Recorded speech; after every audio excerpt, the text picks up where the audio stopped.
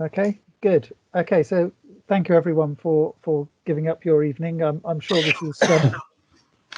this is much more important than England versus Poland, obviously.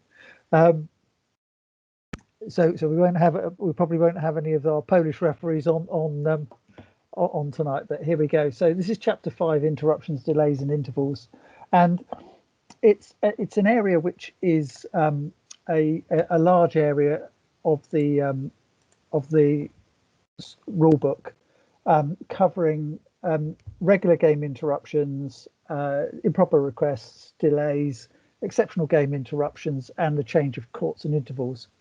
And most of it is relatively straightforward, but there's a lot of text in the rule book around it. So what I wanted to do was to not spend a great deal of time on the actual text, but just to explain what the text is talking about and the interpretation of that text. So I'm going to whistle through the wording of the rules relatively quickly so that we can actually look at some of the examples that this brings up as we go through. So as before, we'll look at the rules of game, we'll look at the case book, and we'll look at the guidelines. And there are plenty of examples for this. So there's a few videos to look at as well. So rule 15 starts off with looking at the regular game interruptions, and the regular game interruptions are about timeouts and substitutions. So the key things are how many timeouts can you call, how many substitutions that are requested, who and by when, what are the consequences of not making the request properly. And both first and second referees need to understand the rule well, because it's within both responsibilities to control the situations. And the judgment of the second referee in these situations can cause friction with the players and the coaches, and can lead to the first referee having to use sanctions that otherwise would probably not be the case. So it's important that both the referees are able to manage these elements of the game. So what are the interruptions? So an interruption is the time between one completed rally and the first referee's whistle for the next service, the authorization of the next service. And the only regular game interruptions are timeouts and substitutions. And if we remember back to rule 6.1.3, we will know that a completed rally, and it's important to know what a completed rally is. A completed rally is the sequence of playing actions which results in the award of a point. So that includes the award of a penalty, and it also includes loss of service if the hit has been made outside the 8-second time limit. And the reason why these two are stipulated in the rules is because if a rally is interrupted, the rally has not completed. Okay, so the rally must talk about the award of a point, and also it brings in penalty, because at a penalty one of the teams has got to rotate, and therefore they could be pushing a player into the wrong position whereby you would normally want to make a substitution. So you can't take away that opportunity from the coach at that time. So for example, if you had the backcourt setter swap and the players would automatically rotate, so the backcourt setter was now front court, and you would now want to swap them back so that you had your setter back court again, the coach shouldn't be impeded from being able to do that. So that's why this wording of the rule includes the award of a penalty. And obviously it talks about the service hit, and obviously a service hit that's made outside the 8 seconds means that there's no service hit within, the ball's not put in play. So this one has got to be brought into here so that you know that that's also part of this for clarification. So the number of regular game interruptions are that each team may request 2 timeouts and 6 substitutions per set. And the rules allow for FIVB World and official competitions to alter the number of timeouts by including a technical timeout or not, dependent on what their broadcast agreements are. And that technical timeout would normally occur at the first team to 16 points. So the request for 1 or 2 timeouts and 1 request for substitution by either team may follow one another within the same interruption. However, a team is not authorized to make consecutive requests for substitutions during the same interruption, but 2 or more players may be substituted at one time. Okay. And it then goes on to clarify this a bit more by saying there must be a completed rally between separate requests for substitution, except where it's enforced by expulsion or disqualification or injury. Okay, so that gives you the leeway to deal with those situations, but you must be careful around those, as we'll see. So to bring this to life, you could, for example, have within the same game interruption, timeout team A, timeout team B, timeout team A, timeout team B, substitution team A, substitution team B, and then the next rally. And that's all okay, as would be timeout A, substitution B, timeout B. That would also be acceptable. So there are opportunities here. So the key thing is, remember, 2 timeouts can be requested by the teams in the same interruption, but each team is only allowed 1 substitution. Okay. So let's have a look at a clear example of when teams might fall foul of this particular rule. So this is Zenit Kazan, and this is Alekno. So this is a very, very experienced coach here. So Gribic comes off, and they then either Kazan or Novara has called a timeout. So there's and then as the timeout finishes, Kazan want to make another substitution. So Laszlo, the second referee here, quite rightly rejects it and tells them the reason why. And then Milan Labasta here gives the delay warning for the delay of the restart of the after the timeout. So this is a classic example of a team forgetting what's happened. So so just be aware that when you have a timeout, and sometimes they will forget. Let's move on. So regular game interruptions can be requested by the coach, or in the absence of the coach, the game captain, and only by them. Okay, so the substitutions are not requested. Substitutions are requested by the players entering the substitution zone. There's no signal for it. So therefore, this is not a coach. You'll see coaches still going their way of substitution to the second referee, when clearly the actual action is the player stepping into the substitution zone. But with a timeout, the coach must show you a T. Now, a T against the back of a board, you can just about accept it. But if you don't get anything and you just get timeout, ref, then you must say to the coach, "Are you telling me you want a timeout? You must give me the signal."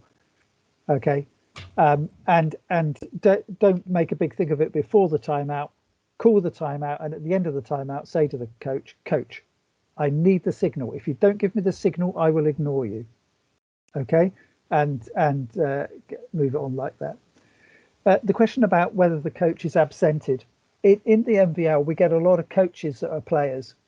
A coach does not absent themselves by being on court. Okay, they are only absented if they are expelled or disqualified, or they have to leave the court for another reason.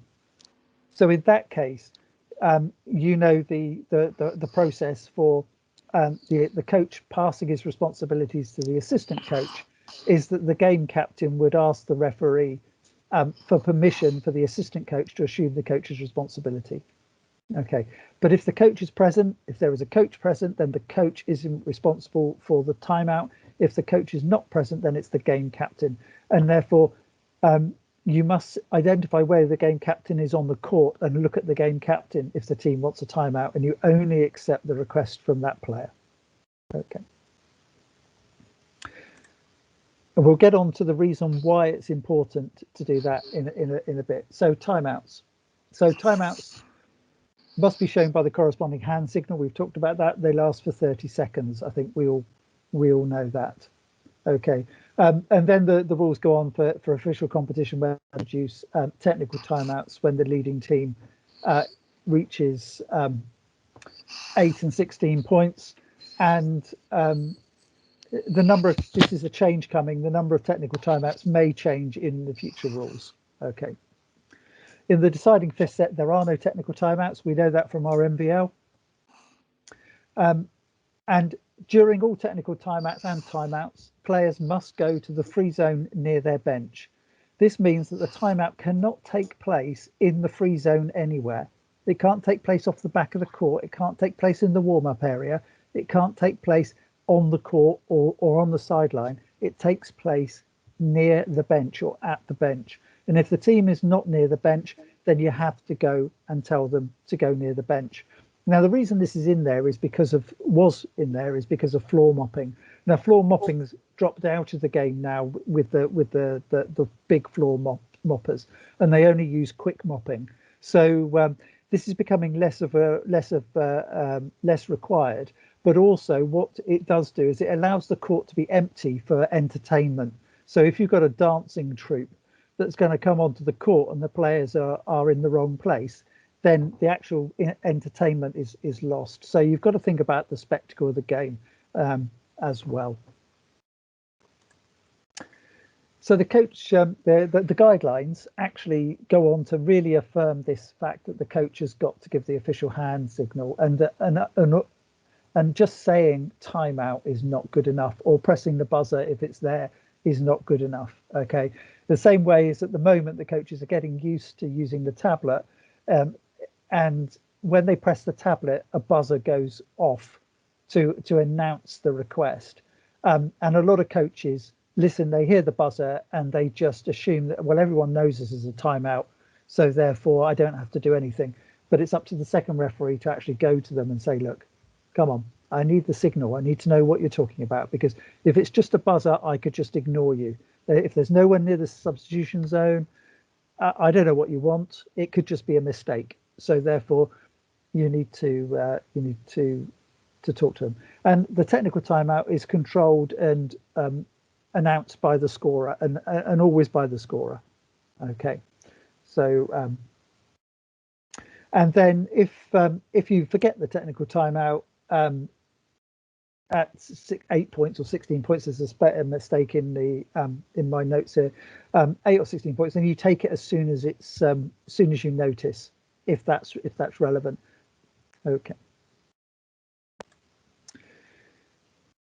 And then you've got the hand signals here. Obviously, you know the hand signal, depending on which side it is, to give the first referee the information properly. Timeout to court A, timeout to court B.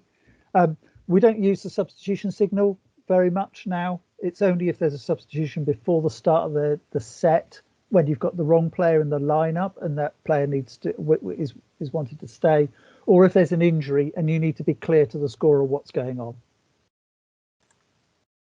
Substitution and limitation. Okay, a substitution is this is always very wordy rule. It's the act by which a player other than the libero or his or her replacement player, so they're not substitutions, that's a replacement. So this is technology of the technicalities of the wordings of the rules. After being recorded by the scorer, enters the game to occupy the position of a player who must leave the court at that moment. Okay, so when the substitution is enforced through injury to a player in this play, this must be accompanied by the coach showing the corresponding hand signal. Okay, so this is just to confirm that's the only time that we'd use it. A player of the starting lineup may leave the game, but only once in a set, and re-enter, but only once in a set, only to his or her previous position in the starting lineup. Okay, so this is the fact that a player, once you've had the substitution, those two players are paired, and you can't break that pairing. And a substitute player may enter the game for a place of a player of the starting lineup, but only once per set, and he can only be substituted by the same starting player. I think that we understand those relatively well. So a player what happens when you have an exceptional substitution? Well, this is due to injury, or it could be there's a change in rule coming here as well. This is when a player who cannot continue playing due to injury or illness needs to be substituted legally to keep the team complete. Now, if the team can't do that, i.e. all of the replacement players that are available, substitute players are available, have already been used, then you are able to make an exceptional substitution to ensure that the team is not incomplete. And that means that any player who's not on court at the time of the injury can be used apart from the replacement player for the libero. And the reason that the replacement player for the libero is not included here is you're there to stop the teams making a stupid mistake. Because if they use the replacement player for the libero, when the libero rotates to position 4 and has to leave the court, there's no one to replace them. So therefore the team would make themselves incomplete. So you need to say exclude the replacement player from this position. Okay. Now what the team could do is the team could put no, let's not go into that. But no, just stop the teams making silly mistakes with the replacement player. Just keep them well out of it. The substituted injured player that comes off for this exceptional substitution cannot re-enter the match. Okay, even if they feel it's done for one particular set. And it gets them to the end of the set, and then the player says, "I feel all right now." No, sorry, you can't come back into the match. Okay, an exceptional substitution is not part of the regular substitution, so therefore the team has 6 substitutions in addition to an exceptional substitution if they so wish. Okay, and it is recorded on the score sheet as part of the total substitutions in the set and the match. So substitution for expulsion and disqualification. An expelled or disqualified player must be substituted legally. If not, the team is declared incomplete. Now I've put change coming on there is because the rule set which will be adopted from the 1st of January, if my memory serves me correctly, now allows this to be substituted exceptionally. That is because the FIVB do not want to see teams incomplete and potentially have a set finishing at, say, teams are at 13 each or something, and suddenly the set's over at 25-13. They don't want to see that. They don't think that's good for the image of the game. So therefore, I think there's a change coming here with this particular part of the rule. Illegal substitution. So a substitution is illegal if it exceeds the limits indicated in 15.6. So this is, or an unregistered player is involved. So hopefully you won't get an unregistered player, because that means that both referees have not done their pre-match checks very well, and they've allowed a score sheet to be signed which has got or a player to be in the match who is not on the score sheet. So you need to have made sure that you've done all your pre-match checks correctly. So let's hope this doesn't occur for an unregistered player. I have been in a match where it has, England versus Scotland in the Kelvin Hall in Glasgow, when the Scottish coach was a guy called Tommy Downs, I think his name was. Very short guy, and very, very certain of his position. Just walked over to the score sheet at the start of the match, signed it without even looking at it, and walked off. And one of his players was not on there because his assistant coach had forgotten to put him on the list. And in the 3rd set, he introduced him into the match, at which point the scorer and the referees, myself and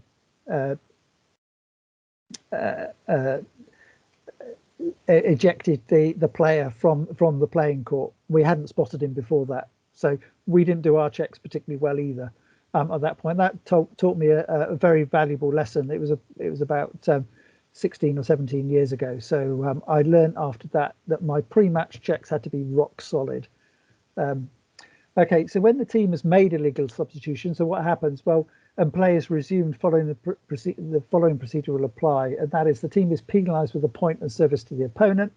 The substitution must be rectified, and the points scored by the team at fault, since the fault was committed, are cancelled, and the other opponent's team points remain valid. If you spot it, if you see a illegal substitution and you spot it, you shout. Either referee, first or second, it doesn't matter. If you think there's a problem, deal with it immediately you notice it, okay? And don't allow things to go on and think that that'll be picked up when that player goes to serve or something if it's wrong. Deal with it immediately. And if you think there's any doubt, stop the match and get the second referee to check the score sheet and make sure that everything is okay. Nick, a question just popped in there from Lenny. Lenny was saying, if this change, I believe it is on this slide, it might be the one before, if this change comes in the 1st of January 2022, will the NVL adopt 10 or wait until the end of the season, i.e. consistency of competition rules throughout the season and playing conditions as the time of entry? Yeah. So the answer to that question is that the competitions working group is aware, and the competitions working group will make a decision. They will either adopt it before the season starts or they'll wait and adopt it at the end of the season. I personally have looked through the rule changes. I see no reason to wait. I think we would go on the 1st of September this year, and we would be ahead of the international changes on the 1st of January. But CEV will go 1st of September because they don't want to start their Champions League competition on one set of rules and finish it on another set of rules. So they will adopt it as soon as they can. So I don't think we will wait until the 1st of January. Awesome. Thanks, Nick. Okay, so the substitution process, and this is the bit where if there are going to be problems with a substitution, this is when it occurs. Okay, the process. Okay, the substitution must be carried out in the substitution zone. If the player that's being introduced into the match is not in the substitution zone, there cannot be a substitution because it's not been requested. Okay, so the player must be in the substitution zone. It will only last for the amount of time needed to record the substitution on the score sheet. Once the scorer knows the information, there is no reason why the two players should be stood next to each other. In the MVL, we use the paddles. Okay, the scorer can see the paddle. They know what the number of the player going on is because they can see the shirt. They can see the paddle number, so they have the information. There is no need for the two substitutes to stand at the line for ages waiting for someone to deal with it. Okay, and if they're standing there having a chat, as a second referee, use your whistle, you use the crossing of the hands. Come on the court, please. Come on, pace. Get the game flowing. Yeah. So the actual request for substitution starts when the substitute player enters the substitution zone ready to play, and the coach does not need to request the substitution with the signal, except if it's for injury or at the start of the set. Okay, if the player is not ready, the substitution is not granted, and the team is automatically sanctioned for delay. The request for substitution is acknowledged and announced by the scorer or the second referee, whichever is better. So if the scorer's got a buzzer, scorer, great. But in the MVL, most of the time, the second referee will probably do it because they can see the player coming. They know as soon as that player steps in, there should be a whistle announcing it. Okay, and the second referee authorizes the substitution by allowing the players to go. So the process goes on to say that if the team intends to make more than one substitution, then all the substitute players must enter the zone at the same time to be considered in the same request. Okay, so what this means is it is not acceptable for one player to enter the substitution zone and the second player to be coming out the warm-up area, or still taking off their training kit, or still looking for their paddle, or chatting to the coach, or whatever. The two players have got to come together.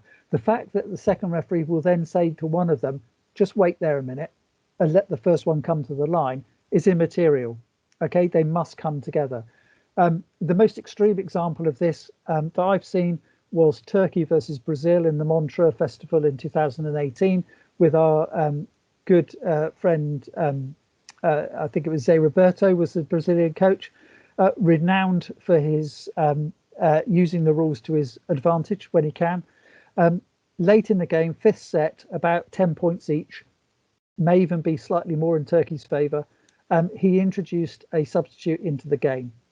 He suddenly realised that what he meant to have was two substitutes, but the other substitute he wanted was in the warm-up area. And by the time that substitute had come out of the warm-up area, the first substitution had been finished, and the referees were ready to start again. But the player was told, and it was Monique, I remember it well. She was told she's going on the court, and she knows full well that she doesn't say anything to her coach. If her coach tells her to do something, she does it. So she stood in the substitution zone, and Zé Roberto demanded the second of his two substitutions, saying, I said two, I said two. If you look back, you might be able to find the video on YouTube from that particular match. It was televised. In the end, there was a maybe 10-minute delay to the match where he basically said, if you do not allow this substitution, my team will go to the locker room. And he called them off the court. And in the end, the jury gave in to get the game going again.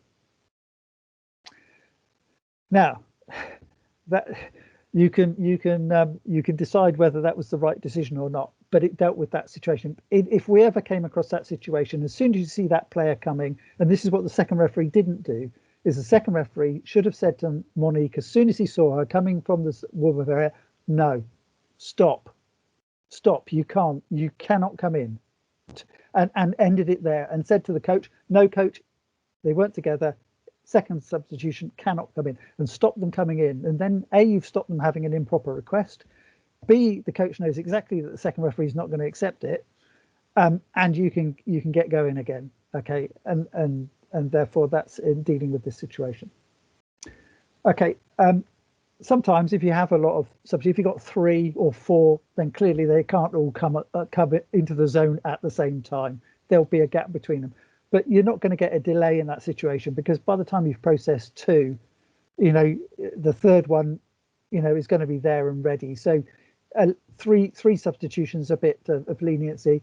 Vital Heinen, I think in 2018 World Championships, made 6 for one of his Polish in one change. He decided that he was winning a match very easily, and decided to swap out the entire starting lineup for his bench after about 8 points in the or 10 points of the set, which he was winning again, and just had the whole bench lined up waiting to come on.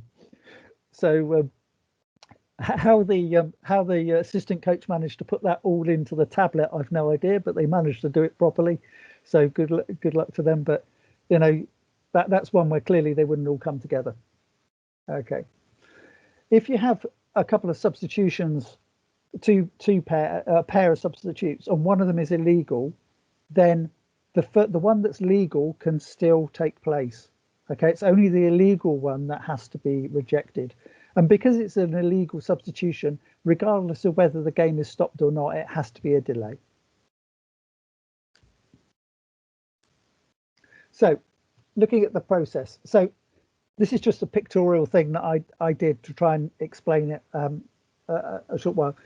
As a scorer and second referee, your working practice is between points to step back, normally look at the bench that has lost the point, because that's likely where your timeout is coming from, or your substitute is coming from first. Look at that bench, then look at the bench that's won the point, then check back to the bench that's lost the point, and then you would step forward, by which time your first referee would be authorising service. That process, you've got about 12, 13 seconds, no more than about 15 seconds between points. Okay, that's the pace at which international volleyball works. There's no delay between those points. So the time of coaches waiting and waiting and waiting until the server, they can see the first referee getting ready to put the arm out for authorization. None of that. Just look at them and just say, if you want the timeout, you call it now. You don't wait. You don't try and get it in just before the whistle, because we'll just reject it. Yeah, get them to, if they want a timeout, call the timeout. Don't wait. Jeff Allen at Wessex was a classic one for coming and standing on this right next to the 3 meter line and waiting, and you knew he wanted a timeout, so you just look at him and go, call it, Jeff, or you're not having it. And he would wait and wait and wait until the server's got the ball, and the server's got the ball, and as soon as the server's got the ball, we go, timeout, please. So you need to try and get the coaches to be a bit quicker on that. But anyway, you as a second referee, you're looking at both benches. You can see if there's a substitute waiting, they might have a paddle in their hand. Okay, so you know there's a substitute coming or 2 substitutes coming, and the scorer should be doing the same. The scorer should know there's a substitute coming. And if you think that there's a substitute coming, just turn around to the scorer and say, substitute coming on that side, you know, and just give them some information, just help them. Yeah. So the player stands up, they're ready with the paddle, and they enter the zone. Okay. Now the second referee needs to get out of the way. So they need to be between the scorer and the post, but not in the scorer's eye line, to get in the way of seeing the pair that's at the line. So the scorer needs to see which player is going into the game, and the paddle will tell them which player should be coming out of the game. Now, one of the common mistakes with paddles is that the substitute arrives at the zone with their own paddle. This happens, okay? If that happens, the substitution gets rejected. Okay, now the first referee might be able to see this better than the second referee at times. But if you think that the substitute is not ready, then there are 2 things as a second referee can do. One is you can stop them getting into the zone in the first place, so there's no request. Like, for example, you've got the wrong paddle, you're still wearing your training kit, you know, whatever it is. If you step into the zone now, we're going to reject it. Okay, so try and be proactive as a second referee. Okay, and if you get 2, then as a second referee, decide which one's going first. Just go, I'm doing this team first, and tell the other team to wait and stop, and then turn to the scorer and say, scorer, we're doing this team. Okay, and then do that, and then the scorer should finish their duties. Okay, you're ready to start again, but the scorer, 2 hands, I'm ready. Right, scorer, now we're going to the other side and we're going to do the other one.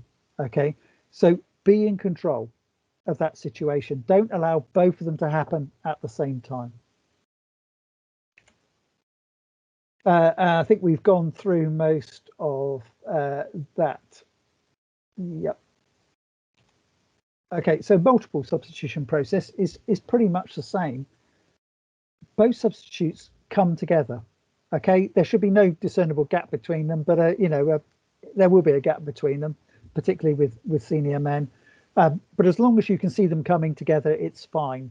A gap of one player stepping in, as I've just said before, into the substitution zone, and the other one being still wandering down from the warm-up area, that's too big a gap. Okay, anything narrower than that, try and work with it. Again, you've got 2, or even so you've got 2, so you can't have them both at the line at the same time. You've got to keep one away, and don't get them to stand. Quite often you say, can you please wait? And what they do is they go and stand directly behind the player that's at the line, maybe 2 or 3 meters behind them, but all they're doing is standing in the scorer's sight of line. So you need to get them to stand to one side so the scorer can still see who is changing on the line. Okay, and then when that first one is finished, then call the second one in, but don't try and make it a long process. Okay, and similarly, then when you've got 2, don't allow a third one to come in really late. Okay, they've all got to be really ready at the same time.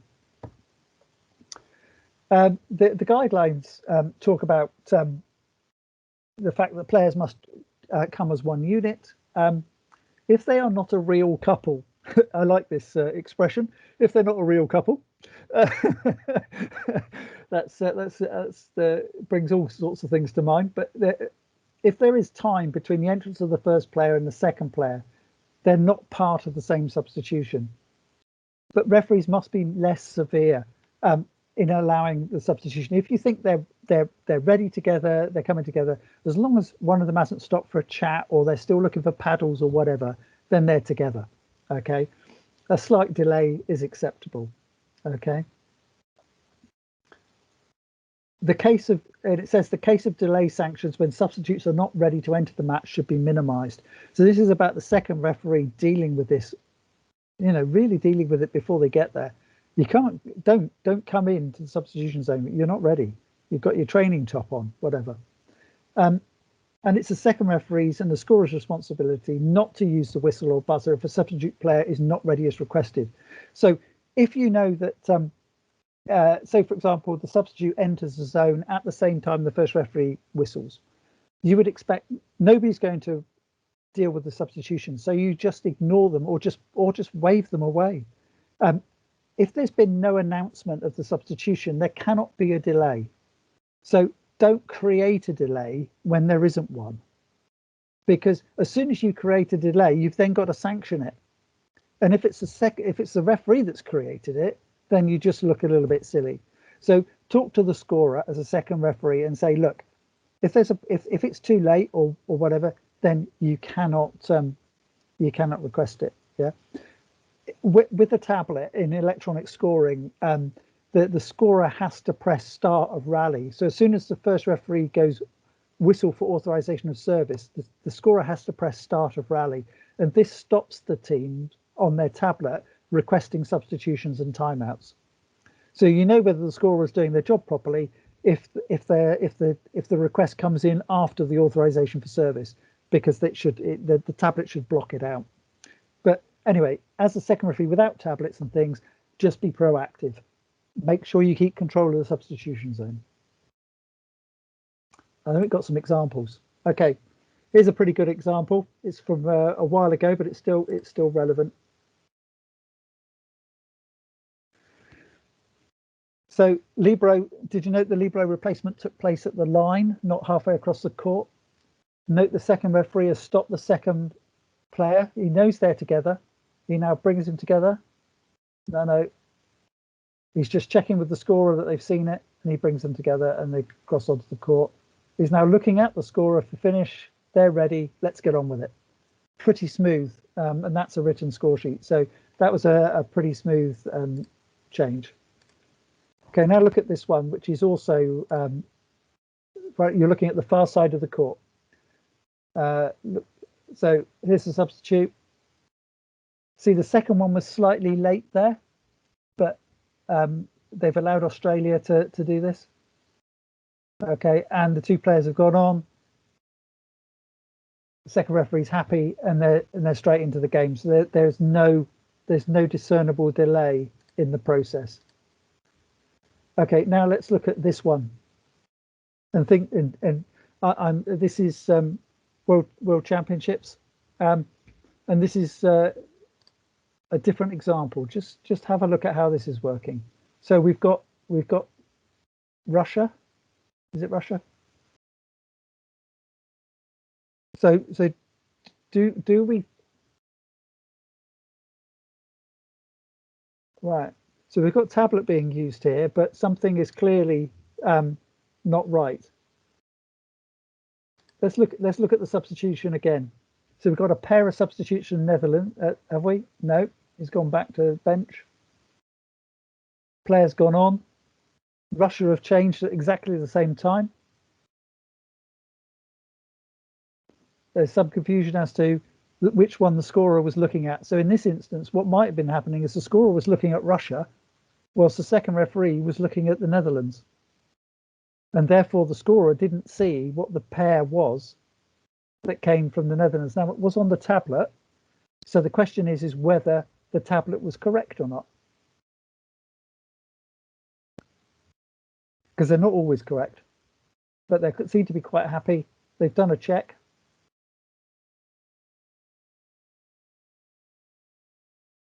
And now they're ready. Okay, so in that instance, you can the issue is caused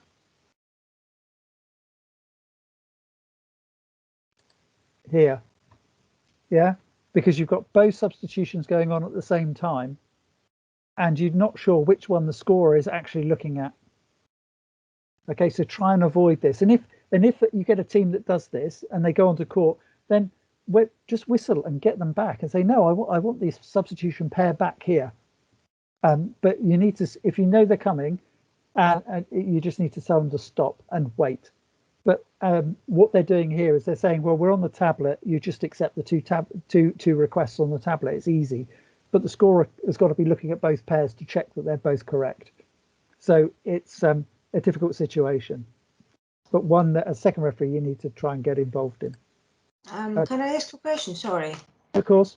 If they're not tablets, is it allowed to for them to do that or not? Because I don't think so. If you can catch them and see who changed.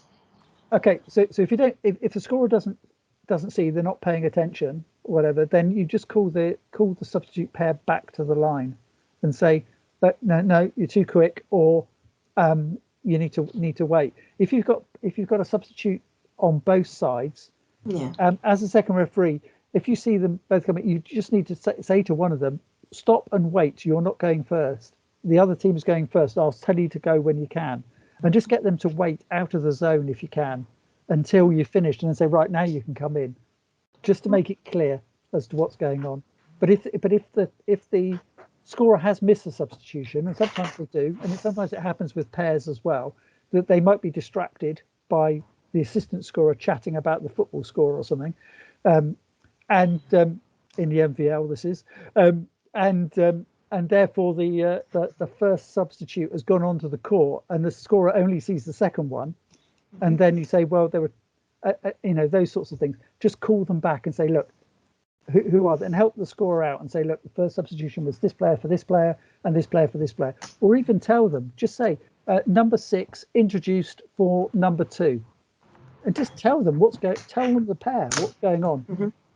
Communicate, and that's and you should be fine. And get the scorer to tell you also, if you've got your back turned and there's a substitution behind you, the scorer can tell you what about this, and point to them and tell them. So you should be able to manage it. Okay, does that help? Yes, thank you. Okay, right. Improper requests. So improper requests, it's improper to request a game interruption during a rally or at the moment of or after the whistle for service by an unauthorized team member for a second substitution in the same stoppage of play before play is resumed following a previous substitution in the same interruption, and having exhausted the authorized number of timeouts and substitutions. Okay. The first improper request does not affect the game or delay it. So when it occurs, you don't stop the game to record it. Okay, record it at the end of the next rally. It's the most obvious time to do it, and and just check with the scorer. You recorded the improper request, yeah. And if there is a second improper request by the same team, then that constitutes a delay. Repeated improper request. So what are we talking about when we're meaning improper requests? So this is when a request for a substitution comes in just as after the scorer, the first referee has authorized the service. That's relatively simple. You will get situations where you'll claim, well, both will claim, my player was in the substitution zone before your first referee whistled for service. It might have been milliseconds. Okay. As referees, you need to decide, are you going to accept it or not? But as a second referee, as soon as the first referee has got their arm out to start the authorization process for service, as a second referee, I don't want anything happening in the substitution zone. I don't want any timeout requests. I don't want any substitutes. So if anybody comes anywhere near me, I just put my hands out and say, too late. Yeah. So they get to know the pace at which they've got to make their decisions. So you don't get this. I was just in front of your first referee, because the first referee may have had a look and gone, well, there's nothing happening over there. I'm going to authorize service. The server's got the ball. Both teams are ready. Server's got the ball. Nothing's happening on the benches. I'm ready to authorize service. If the first referee sees a player is likely to be a substitute and come in late, then the first referee just needs to make a decision. And it's not a race as to who can whistle first. It's a decision. Let me just wait a second to see if this is really a substitution request or not. And so that you don't get that situation about where there's two things happening at almost the same time. Okay. When you, so an unauthorized team member. So this is could be the case. It doesn't happen very much in international volleyball. It does in the MVL, where your game captain and your coach are both on the court. So remember, the game captain must give the signal. If it comes from the coach whilst they're on the court, then you have to say, sorry, it's an unauthorized request. They will then probably turn to the captain and say, oh, signal, yeah? And the captain will do it, but it's an improper request and it should be recorded as an improper request. And the reason you might think, well, that's a bit petty. The reason is because if it happens again, the other team will go, hang on a minute, that's happened twice. And now you're into delay warning. And if they know the other team might have already had a delay warning, that team's going to say, well, hang on a minute, that's a delay penalty. And I'll give you an example. In a national final a year or so ago, we had 3 improper requests in the match, only one of which was recorded.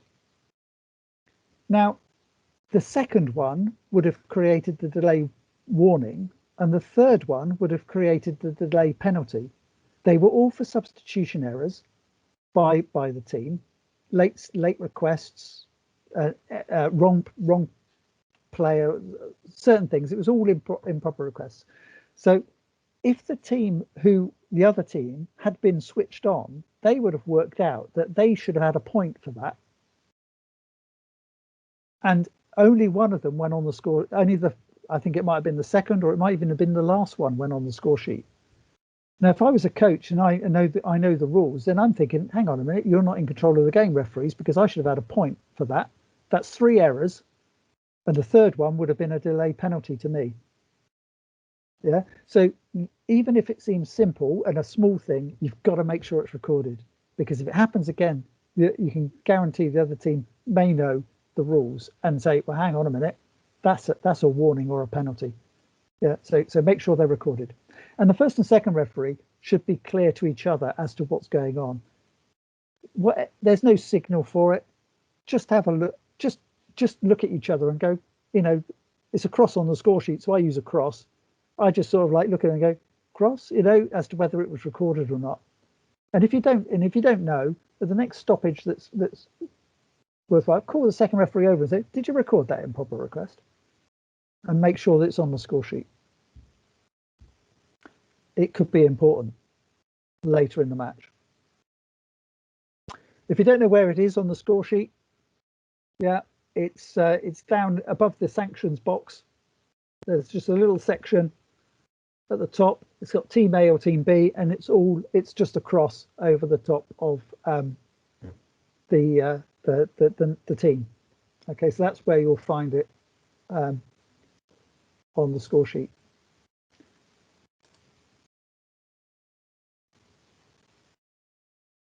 So let's just look at this sequence of play here.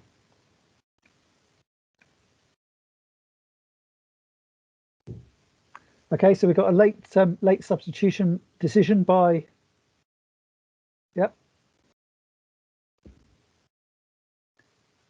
And he's got the wrong paddle. He's been given his own paddle number, yeah? Or no, well, actually, I think in this situation, the first referee was ready to authorize service, so the first referee whistled it away. So this is an improper request. So you can't hear, there is no sound to the video. And you can see the second referee comes across to make sure the improper request is recorded after the rally. And the first referee can see that happening. So that's what happened in here. So let's go back to the start, because I forgot what this one was. So this is a case of, start it again. This is a case that you can see that the coach is thinking, the player goes back to serve. He suddenly realizes, I want to make the change. Player's still in the warm-up zone. They try and search for the paddle late, give it to the player, and by this time the first referee arm is already out and has whistled. So therefore and the second referee says no, move on. Now this is not a delay because the game has not stopped. The players have not moved. Nothing's happened. Now, if the player on the court had walked over to the sideline to be substituted, then you would have had a delay. Okay, but if you can say no early enough, then there is no delay. It's just an improper request, and it's up to the second referee to be proactive here to try and make it only an improper request. Nick, there's a question that came in there from Steve. Steve was asking, you say about informing the game captain if it's not clear. At NVL level, it's frequently not clear to players. So should we be making a point of informing the captains? There's no problem with informing the captain. Just say to them, it's an improper request. Okay, recorded as an improper request, and just tell them and the coach, if appropriate, just say to the coach, that's an improper request, coach, and it's recorded, just so they know that it's happened. You don't have to, but they may not be aware, and therefore just make sure that they know what's going on. That's all I'm saying. It's not something you're trying to hide. Thanks, Nick. Okay, so let's have a look at this one.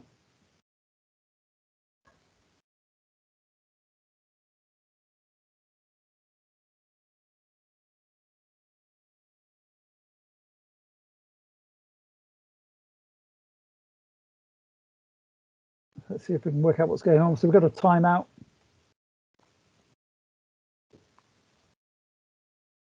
Called by Romania, is it? Romania. Okay, so the problem here is that this is the third request for timeout in this set.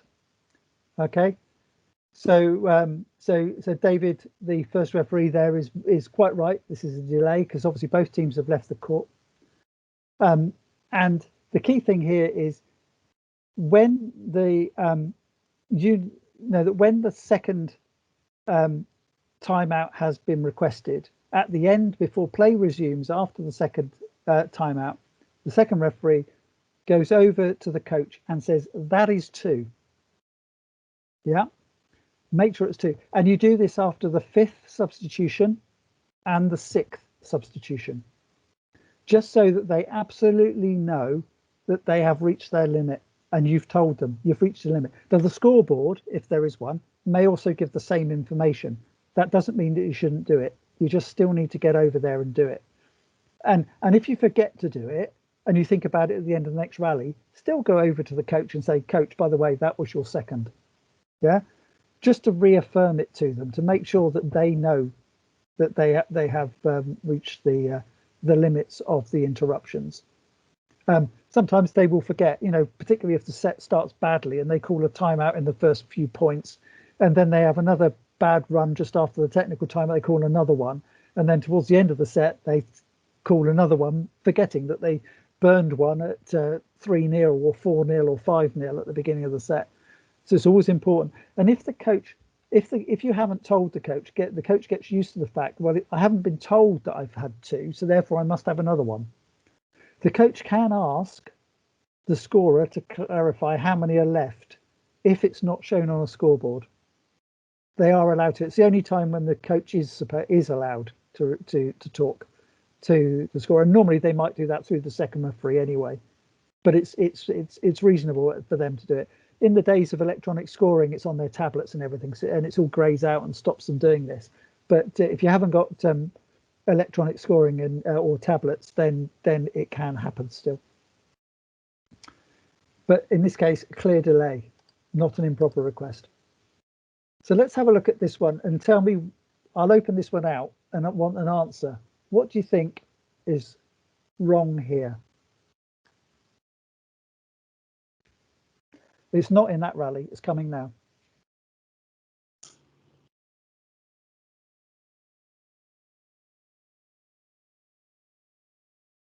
Okay, we have an injury to a player.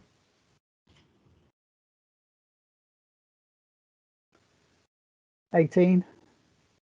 Play was stopped, as quite rightly, by the second referee. 18 decides he's okay, so there's no need to make a substitution. They decide to make a substitution anyway. They didn't make a substitution in the previous interruption, by the way. So that is okay because there hasn't been a completed rally. So therefore, they're still in the same, technically in the same interruption as the previous one. But there was something else happened there. Did anybody spot anything else wrong with that? Nick, would it be possible just to play that clip back again? Yep. I think people have had different experiences on these videos, and just to make sure you can capture that. You need to look at the players and not at the play action. Okay, it's not what's happening on the ball that's the issue here. So the rally has been interrupted through injury. The injured player is number 18. He says he's okay. I'm going to continue.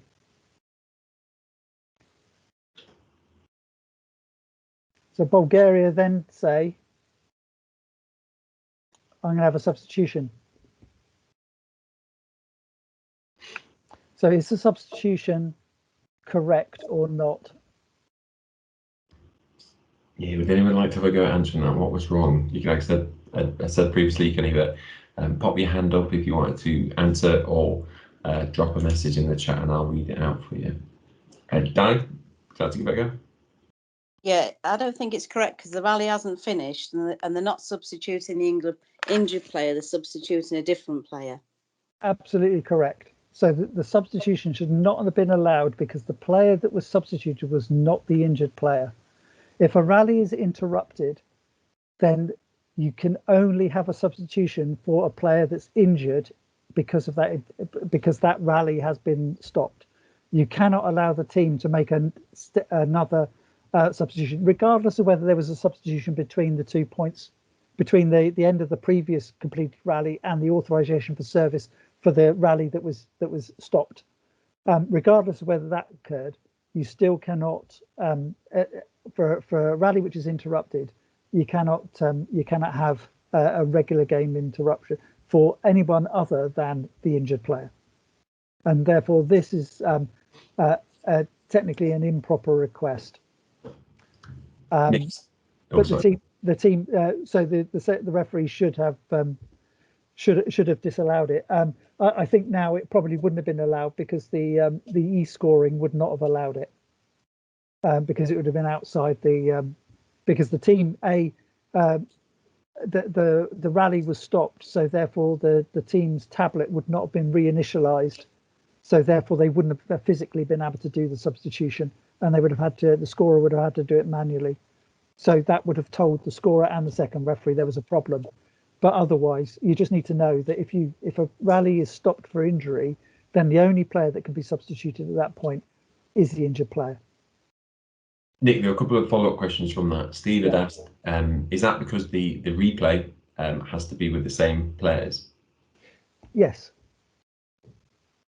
And then there was a follow-up from Tim, and Tim was saying, in this situation, could the team request a timeout?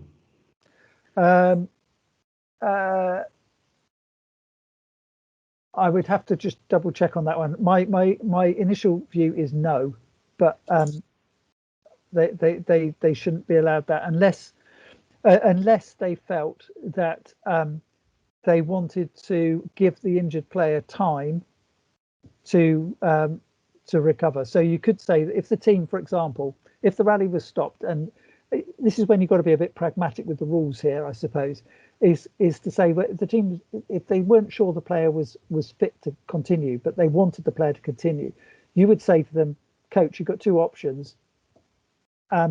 We either restart the match straight away, or you substitute the player that's injured.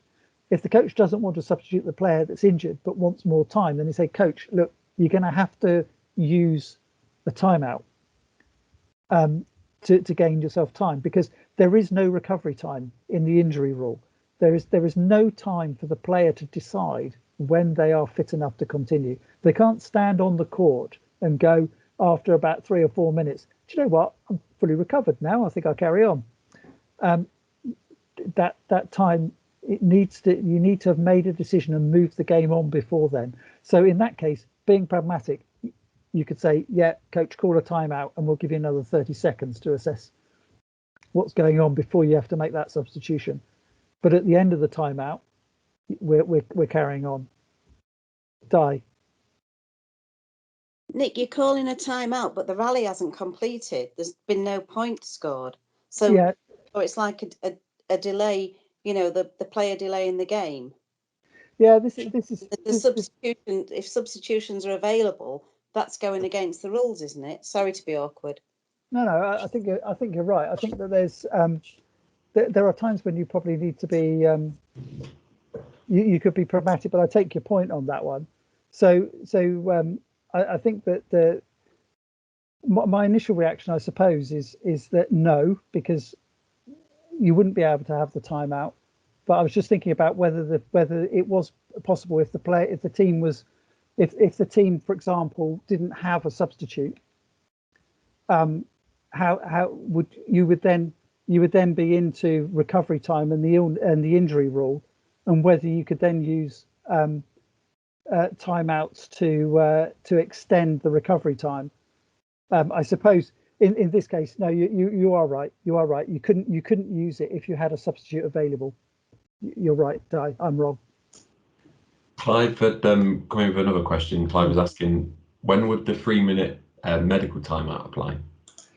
So the 3-minute recovery time for an injured player, that happens when the team cannot make a legal or an exceptional substitution. But in those situations, if the team cannot make a legal or exceptional substitution, and we'll get onto the rule in a minute because it's part of this set of rules, the 3 minutes must be recorded by the scorer. There must be a timer going because the player is only allowed 3 minutes. So, for example, if they used 2 minutes and decided they were fit and ready to go, they would still have another minute if that injury came back to them later in the match. So it has to be recorded. You have to time it. But what you can't do is you can't allow the player to have, say, 5 minutes before you then decide they've got 3 minutes.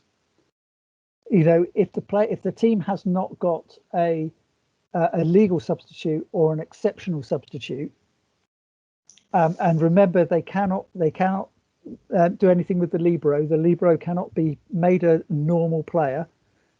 Then you have to say to them, look, you haven't got a substitute. You can't do an exceptional substitute. The player is now on 3 minutes recovery time, and you then have to start the clock, because at the end of the 3 minutes, the team is incomplete if that player is not fit to play. Can I ask a question? Yeah. When you have an injury and everything stops, the whole team, the coaches run to the injured player, but no one is asking for a timeout, even though they have like 1 or 2. I had a case of that last year in the Student Cup, and I forced a timeout on them, saying start the timeout for them, and it was something I saw another referee do a couple of weeks ago, but then they got angry at the end of the game when they told me that, oh, you wasted one of our timeouts. So I still haven't figured out who's correct about it. Yeah, so this is a difficult situation for you. As a referees, we are not doctors. Okay, so as we're not doctors, we cannot assess a player as to whether they are injured or not. We have to take the team's information. Now, if the team doesn't have a team doctor, and no team in England has a registered team doctor, and I don't think many teams in England would have a registered team physio either, because they have to be registered with the FIVB as medical professionals. Those are the people where you would go in the situation. If you had a team doctor, you would look at the team doctor and say to the team doctor, what is the issue? And the team doctor would tell you whether the player's injured or not. And same with a physio, but the rules specifically mention the team doctor. If you haven't got that, it's up to the player to tell you themselves. But if it's quite clear that the team is just hanging around waiting to find out whether the player thinks they're okay or not, because they don't want to use a substitute, then you're going to have to force their hand. And in that situation, the forcing of the hand is, coach, you need to substitute this player and assess them off the court. Now, if the player cannot be moved because they sprain their ankle or it's a blood injury. So if it's a blood injury, it's completely different. But if the player has sprained their ankle or something and they're on the court and they cannot be moved, or they've some other injury which means that moving them is difficult, then you have to wait. You cannot force the team to do something with the player that they do not want to do. The question is, and you have to be clever, you have to kind of work out whether the team is having you on, or whether the team is genuinely concerned, or whether the player is just playing for time. And if the player can be moved, so if they can move themselves, or they can move with the aid of someone else, then you have to say to the coach, sorry coach, I'm going to need a substitute. We cannot wait here. We cannot wait here until you've decided, or the player's decided, that they're fit enough to continue, regardless of how important that player is to the team. Mm-hmm. Okay, you've got to say to the coach, I need a substitute. But it's not the first thing you would say. The first thing you need to do is allow them to assess the situation. And then when they've assessed the situation and you can see whether the player can move or not, if the player can move, a substitute is appropriate. If the player can't move, the player has to stay where they are until they're safe to move. Mm-hmm. If it's a blood injury, this is completely different. If it's a blood injury, you have to stop the match immediately. You have to get the player medical attention. You have to check the court for blood. You have to check the ball for blood. You have to check all the equipment for blood. You have to get it cleaned properly and disinfected. You have to get the court cleaned properly and disinfected. You get the player to be cleaned up so that they are no longer bleeding. If they've got kit which has got blood on it, they have to wear spare kit, or they have to cover the kit that's got blood on it. So in a blood injury, you wait and you get the player dealt with. And if it's clear that that it can be dealt with by the cut or nosebleed or whatever can be dealt with, then it's dealt with, they're bandaged, and then play can resume once you've done all of those checks. If it's a nosebleed and it can't be stopped or whatever, or it needs more time, then clearly you can't wait for the player, and a substitution would be appropriate. Okay, but in general, for a blood injury, like I think it happened in national finals 2 years ago, in the men's national final, where one of the players had a cut on their finger that was putting blood on the ball.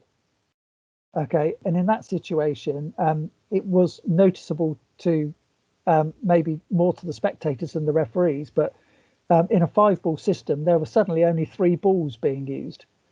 And you kind of said, well, where's the other 2 gone? And the other 2 had gone to the blood kit so that they could be cleaned. But the reason they'd gone to the blood kit to be cleaned meant that one of the players somewhere must have a cut. So at that point, you needed to stop the match and ask all the players, who's got a cut? If it's not obvious, who is it? Has somebody got? And in this case, it was somebody's finger that was cut, and that's easily dealt with. So there, you just wait for the player to be bandaged up and or plaster put on, cleaned up. The balls would be cleaned, and you'd get back on with the game, and you just carry on, and you don't force the substitution. But if it's something that is not going to be dealt with in a few minutes, then you have to go through all the other stuff, get the player off the court, and then say to the coach, look, coach, sorry, it's going to have to be a substitution. The player clearly can't come back on straight away. You're going to have to deal with it. And then it's just the team's bad luck if they haven't got an exceptional substitute available if they need one. Steve, you were first. Yeah.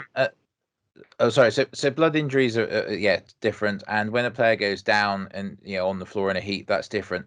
What I find more difficult is where a player suffers injury which doesn't sort of completely incapacitate them. An example I was going to give was, I've had it in a match where a blocker's gone up and the ball's hit them square on the finger and severely hurt their finger. They've come down, winced, and gone off sideways, going, "Oh, my finger." and the coach has been demanding I stop the rally, and I've chosen not to stop the rally because that player was no longer involved in what was going on. But it's just, when do you decide to stop the rally from an injury? Because teams can sometimes play on that when the injury may be really minor. So how do you make that decision? I think you make the decision on whether the injured player, A, they need immediate medical attention, B, whether they present a danger to the other team members. So, for example, if a player twists their ankle and falls flat in the front zone, they're going to present a danger that not only do they need medical attention, they're a danger to everyone else. So therefore, in those situations, you immediately stop the rally. I think if a player gets the ball, sometimes you'll get a player block or something, and they play the ball poorly and they just hurt their hand. Just because they're shaking their hand, it, to my mind, is not a route for stopping the rally. It's if they've broken a finger, yeah, well, absolutely, because then it will be more obvious to you that the injury needs medical attention. But if it's just a case of my hand hurts, and that's not really a reason to stop a rally. Yeah, you have to be, and that's that. Yeah, that's exactly it. Because in this match, I had the coach screaming at me that I had to stop the rally for a let because of an injury, and I'm like, well, the player's just standing there because he hurt his finger, and I felt like coaches who are on the ball could misuse that if they're sort of going to lose a point to have a player feign injury to get a let. Do you know what I mean? I just felt like it wasn't justified to stop the rally. If you don't feel it's justified to stop the rally, then you're within. Then you just carry on. I think in that instance, you have to, the coach, just because the coach will turn around to you probably and just say, oh, that you've got you have a duty of care to the players and all of this sort of stuff. And they do this with wet floors as well. This is another great example for them. We're coming on to delays, so we're now in the area of delays. When they say, well, we have to stop until the floor's completely dry because it's a danger to my players. This happens relatively often. It happens more less in the NVL because most teams haven't got anything to clean the floor with anyway. But when the floor is wet, then it needs to be mopped. But it doesn't need to be mopped until it's bone dry, because it will dry in a matter of seconds if the moisture is spread around a bit, as long as the humidity is not up. And we don't suffer from that many halls that have high humidity. So therefore, you have to decide at which point there's been too much mopping, or there's been too much. And I think the injury is one of them, where if it's with the hands and things like that, then if it's just the player shaking their hand, then clearly that's absolutely no reason to be stopping a rally. I think if you think a player, the worst one that happened to me as a first referee is two players went to retrieve a ball in the front zone, which was near the floor, and one player went with their foot and the other player went with their hand. And the player that went with their foot managed to knee the other player in the side of the face, and broke a jaw. And it was immediately obvious as soon as that happened that it was stop, medical attention straight away. It was obvious, and I think that there are occasions when it's not quite so obvious, and you have to just use your judgment. I'm afraid you're not a doctor. So if you want to err on the side of caution, you stop the rally. So that you've got, at the end of the day, if you want to be totally risk averse, stop the rally for as soon as a player says, ouch, but you can. I'm close to the doctor, Nick. I'm close. But yeah, it's a difficult one, but use your judgment, and I'm sure that we're all used to doing that with if you have got children and things like that, you know what's an injury and what isn't. Is that Mark? Is it with a hand up? Hi. A couple of points. You said that the player needs to assess whether they can carry on playing, but who is allowed on court? Like, is the coach allowed on court? I know you get a situation where the whole bench empties onto the court, Especially in teams where everybody knows each other. But that's not allowed, is it? But because we in a situation where you don't have medical professionals, so is the coach allowed on court to make an assessment of the injury, or does the player need to make that, or the captain on court? I think I think the players in certain circumstances, you've obviously got the players that are already on court, particularly if they haven't got a physio or a team doctor, which is in the rules, it would say that the only people allowed on the court are the team doctor and the team physio. But if you don't have them, then you would allow, if it was, for example, if it's juniors, so clearly the coach would be the person with control. So therefore the coach would have to be involved. If it's seniors, then I'd allow the coach on, or if one of the players is a medical professional, because there are a few in the league, then you would just say, well, let's deal with this situation and allow appropriate people onto the court to deal with it. Okay. If it then becomes, there'll always be concern, and therefore the whole team will get involved if they're really concerned. But in general, just use your judgment and don't be too officious on it, I would say. And just, don't be too harsh on the team. Get it assessed, and get the determination as to whether the player needs to be substituted or not.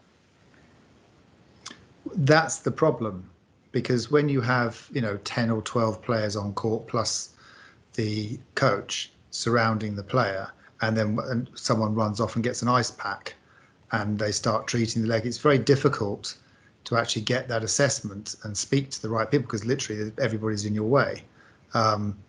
This happened. I was first referee, and the second referee was a bit lost. I think they might have been, it was London League, and I think they might have just been a volunteer from the home side, because I'd want to prevent the bench from coming on court, so you could quickly and clearly ascertain what was going on. I'm always happy I think the coach is appropriate. I think in those situations, if teams are looking to put ice on an injury or whatever, then in that case a substitution is clearly going to be needed. If a player is sat on the court and has ice put on their knee and then suddenly decides they're okay, I would almost say, no, I'm sorry. I think you need more time, and I want to substitute. It's a normal reaction for people to go, oh, they need ice or whatever, and you just need to sometimes allow those situations to just see how things are settling down before you make a decision. But don't allow it to go on too long before you make that decision. Say, look, coach, it's going to be obvious you're going to need a substitution here. And if the coach turns around and goes, no, you'll be all right in a few minutes, just give us a few minutes, it'll be fine. You go, no, coach, you need to make a substitution. We're not going to just stand here until that player decides that they're ready to play again. I know it's difficult, and it will always be difficult, but you need to use your understanding, your judgment, your knowledge, and just see what's happened. Make a decision as to whether you need to move the game on, or whether you just need to stop and say, look, I'm not allowing this game to continue. That player needs to stay there until they've had proper medical attention. And in that case, record the time at which you stopped, because you might need to, and might have a prolonged interruption. Okay. I think we need to probably move on from this one. Okay. So the guidelines. Let's actual fact, this might help. Di, this might answer your the point that you were making. Before the end of the next completed rally, it is not allowed to request any type of additional game interruption after having already had a request rejected or sanctioned by a delay warning within the same time between one completed rally and the start of the next. So this is a slightly different situation, but it is saying that if what it's trying to say is that if you've had a rejected interruption, the team cannot use the time that creates to ask for another interruption. So a team can't, for example, have a rejected substitution, and then whilst everybody's dealt with the rejected substitution, then say, oh, we'll have a timeout now. that's what it's trying to say. But I think it also brings into the wording of between one completed rally and the end of the next completed rally. So I think that brings in that sort of stopped rally situation as well, and then probably clarifies that a bit. Okay. So it says, for example, a team requested a timeout after whistle for service, but the game has been stopped and a delay warning was issued. The team has no right to request another timeout or a normal player substitution, except an exceptional for injury, or a forced substitution for an injured or sanctioned player before the match is restarted. In the case of an interrupted rally, it is improper to request any game interruption except a forced substitution or for an injured or sanctioned player before the end of the next completed rally. So therefore, Di, you are correct. Absolutely. No, they couldn't have a timeout if the rally is stopped. So that clarifies that point. Thank you, Di. Delays. Okay, so a Rule 16 delays. A delay is, and it covers all multitude of things, delaying regular game interruptions. So this is, you've got 30 seconds for a timeout, not 45 or a minute. When the whistle for service, when the whistle for the end of the timeout goes, the teams should be ready to re-enter the court. They do not have time to then finish their chat, then have a cheer, then shake hands, and then get onto the court. 30 seconds, the teams must work out how long 30 seconds is and how much time they can have so that they're ready to re-enter the court at the end of the 30 seconds. And you need to give them a hurry up. Second referees need to be busy along this around this area. So if the team is still chatting at the end of it, you need to get over there and say, "Come on, coach, onto the court." And if they, and then say to the coach, "You need to be quicker. Next time it could be a delay." If you're going to be lenient. If you're not going to be lenient, it's a delay straight away. Okay. Similarly, substitutions. If a player on the court doesn't want to come off and the player on the side is waiting for him, you allow the substitution, but it's a delay. The player is delaying the game by not completing the substitution. This happens. So prolonging interruptions we've talked about, requesting an illegal substitution we talked about earlier, repeating an improper request, which is why it's important they get recorded, and delaying the game by a team member. So getting hold of the ball and then having a huddle and having a chat about it, and then rolling the ball very slowly towards the opposition, getting the ball and sticking it on the centre line and not giving it to the opposition. All of these things are ways of delaying the game. Okay, having long chats, server not picking the ball up and kicking it the other side of the court, all of these sorts of things. You have to be able to spot when a team is delaying the game and deal with them so that they realise, we, as I said, internationally we aim for no more than 15 seconds between rallies. It goes very quickly. So here's an example. Okay. So we have a substitution here, and the substitute player has got the wrong paddle, suddenly realizes. Second referee stops the player. The player's already requested the substitution before they realize they've got the wrong paddle. So the request has been made. Then they go back to change the paddle. So at that point, the second referee waves it away. The first referee gives them a delay warning. Quite correct.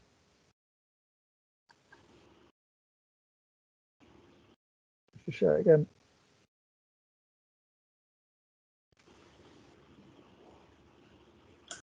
The player sat on the bench, and she sat on the bench with the wrong paddle.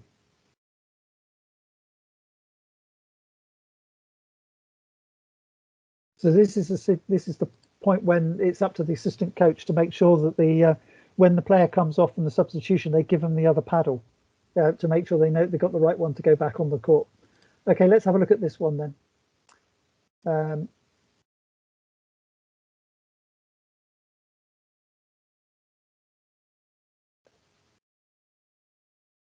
So what do we think? So what do we think there? The players still got their training top on. which they take off when they get to the line, and the referees have allowed it. Okay, so this is another case. This is a player not ready, and if you're a second referee and see this player sat on the bench, then you can stop this before it gets to a delay. You can tell the player, you're still wearing your training top, don't come in the zone, to take your top off, and they'll deal with it, and then you might still give them time to come into the zone properly. Yeah, but if they do come into the zone, sorry, it's got to be rejected, and the player's got to move on. So delay warning and delay penalty are team sanctions. They remain in force for the entire match. They are recorded on the score sheet in the sanctions box. And the first delay by a team member is sanctioned with delay warning. Okay. The second and subsequent delays are delay penalties. So once you've gone to delay penalty, every delay after must be a penalty. However, the team can make an improper request after a delay penalty. Because remember, it's only a repeated improper request that becomes a delay warning. So the repeated improper request, if it occurs after a delay penalty, would involve another delay penalty. Okay, so they've reached the level. And delay sanctions imposed before or between sets are applied to the following set. So, for example, this is intervals. So intervals are 3 minutes, as you know, between sets. So by the time the team have changed ends, they've used about 15 to 20 seconds of it. Then they have a chat. The coach has got to write the lineup sheet. They've got 2 minutes 30 seconds before they have to be back on court. Not 3 minutes, 2 minutes 30 seconds. So in this case, you've whistled for the teams to return to the court, and you still haven't got the lineup sheet from the coach. So you're going to get a delayed restart, because you're going to get more than 30 seconds for it to be recorded, for you to check the team and to get going again. So that's an example of a delay sanction occurring between the sets. The guidelines say the referee must be really familiar between the difference between improper requests and delays. Okay, if a game has been delayed due to an improper request, it's recorded as a delay. Okay, and the team still has the right to commit another improper request, assuming that they don't delay the game, of course. And then it gives some examples. To repeat any kind of improper request, regardless of the type of the first one, is a delay. To request an illegal substitution, and this error is discovered before the next service. So technically, the illegal substitution has delayed the game because it took place. Okay, and then you've got to resolve it. So therefore, that's another one, but it's not two delays, it's one. Delay the game by asking the referee's permission to fasten footwear. This is a common one. Players that want to fasten footwear, you need to be aware. If you see them bending down to tie their shoelaces, find something else to do for 10 seconds, like count the balls, or check the score is ready, or get eye contact with your second referee and look at your line judges. Do something, blow your nose, whatever it is, do something to give them time to tie their shoelace. But you don't give them time to untie their shoelace completely, take their shoe off, pull all the cords, tie it properly. That's delaying the game. That's when you get there. Or if they put their hand up and say, "Ref, I want to tie my shoelace," they've stopped the match. It's a delay. Okay, but be clever. Don't do this at 24 in the end of, look at it when it's going to happen, and look when it might be becoming a delay. So when it's 24 and somebody says, ref, stop, ref, I've got to do my shoelace, then this is a clear attempt. They haven't got any timeouts left, perhaps. This is a clear attempt to gain time. Okay, it's a delay. But if it happens early in there, educate. First time, if it's early in the set, educate. Come on, you're not allowed to stop the game. Get on and do it. If you want to tie your shoelace, get on and do it. If you want to mop the floor, get on and mop the floor. And if the player's shoe has come off, they've got to put it back on again. This is not a delay. But if they did it on purpose, then it's a delay. So you need to be a bit clever on that one. Repeat a late libero replacement. So the libero replacement may occur any time up to the point at which the service hit occurs. If the libero replacement occurs at or after the authorization for service, but before the service hit, then you just allow the rally to continue. At the end of the rally, you call the first referee calls the game captain to them and says, look, you had a late libero replacement. If that happens again, you will be given a delay. And if it happens again after the authorization for service, you stop the rally and issue the delay straight away. Okay, that's for a late libero replacement. Fail to replace the libero rotates to position 4, and the referees are forced to remind the team about this obligation. Not sure that I've ever seen that, but it may occur, obviously. Again, if you have to keep telling the team something to do something properly, then it's going to eventually delay the game. So you need to deal with it. One example: libero replacement not taking place in the libero replacement zone. We all know the zone is between the attack line and the end line. The players do not enter and leave the court from the end line and go off through the service zone. They don't come in through the substitution zone. And if you have to stop them and tell them where they need to go, then, you know, if that first point is education, second time it's a delay. Examples.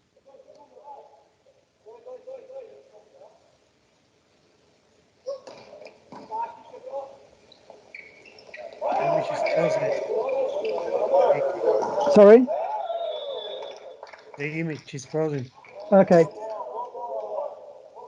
Yeah, we've got audio, but it's just stuck on that. Still on that one, Nick. Might be worth just going back and then going forward again, see if that rejigs it. Yeah. Is it still? Yeah. Oh, there we go. I think that's loosened it up. Yeah, playing now. Thanks, Nick. Okay.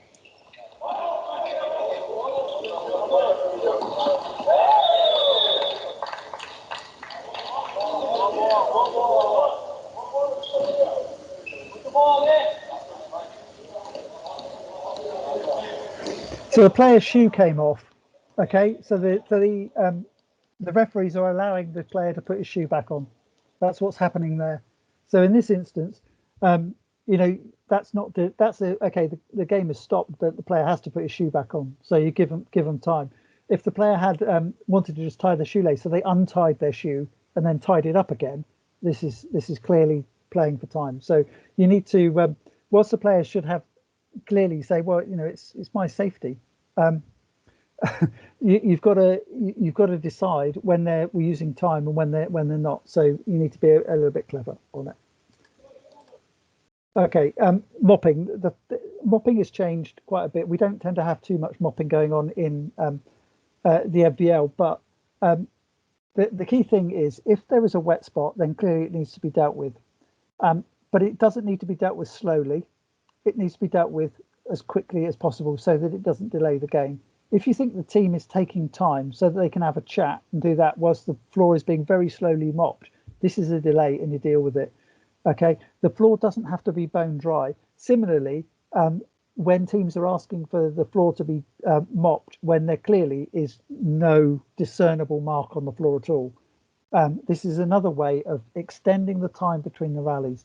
You've got to decide whether the team is doing that for their own benefit or whether there is a real issue.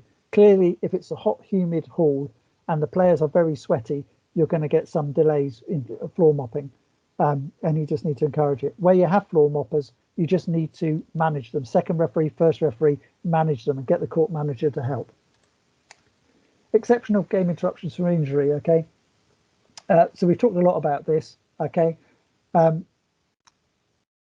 So the things to note here are, it says that if the injured or ill player cannot be substituted legally or exceptionally, the player is given a 3-minute recovery time. Clearly, the team can extend the 3 minutes because they might have a timeout left, or so if they can get another 30 seconds to help them with that. Some coaches, if they want to assess the injury, will call a timeout straight away anyway, if they think that it would help them. But again, if it's an interrupted rally, they can't call the timeout. They would have to wait until they'd have to do the substitution first, and then they could get their time. The player is not entitled to recovery time if a legal substitution could take place. Absolutely not. Okay. or an except, they need to. That means an exceptional substitution as well. So if there's a substitute that can come on, there's no recovery time. Okay, but again, mention the point that we're not doctors. Okay, so you have to be careful. Let's just see what this is. This video playing? Okay, so here the USA player has I think she's either been hit in the face. It's Logan Tom. She's got she's got a blood injury here.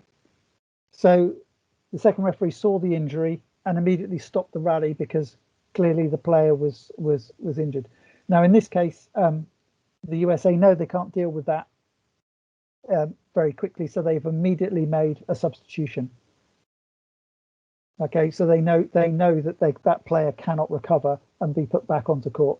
So they've dealt with it straight away and gone straight to substitution. And most of the top teams know this. The player becomes injured, they've got to have a substitute ready, and they do, because they're not going to make the player any more injured.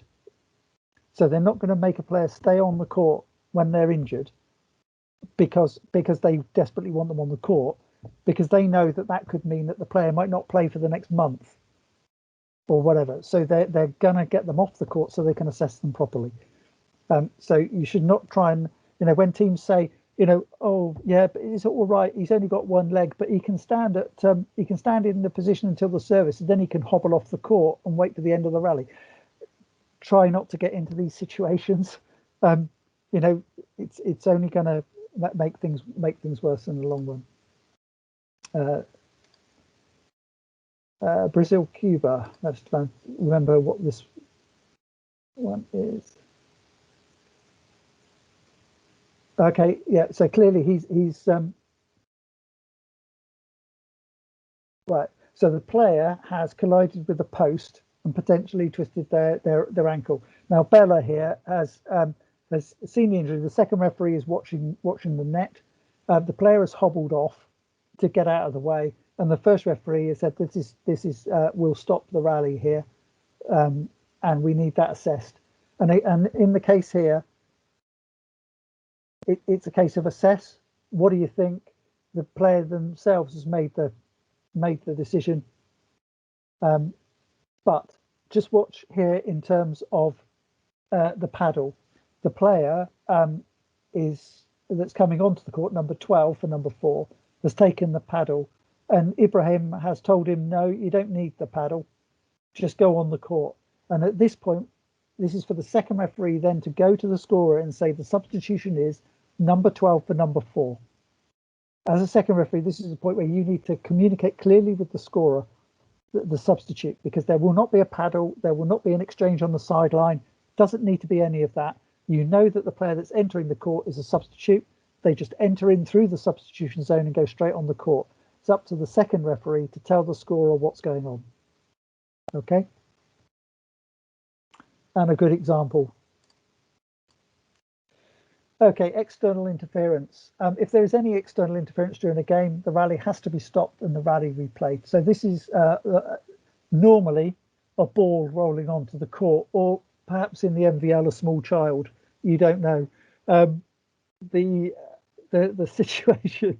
situation is that if there's external interference within the field of play, you stop the rally. Now, the famous example from the World Championships in 2018 was of the Brazilian coach trying to roll a ball into the middle of the court just as his team was about to lose a rally, for which he got suspended and Brazil got fined, I think, for it. This is so you just need to be aware of what's going on. So if you see a ball rolling around, make sure that it is dealt with before you start a rally.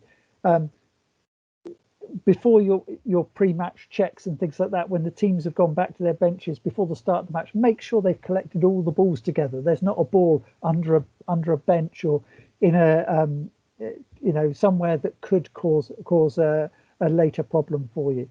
And any other interruption, that if it occurs during the rally, you just stop the rally and replay it. And remember, it's an interrupted rally, so therefore those elements of the rule reply. Rules reply.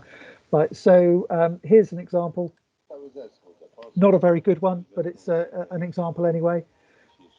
Okay, so there comes the ball. The ball is now bouncing onto the court. Okay.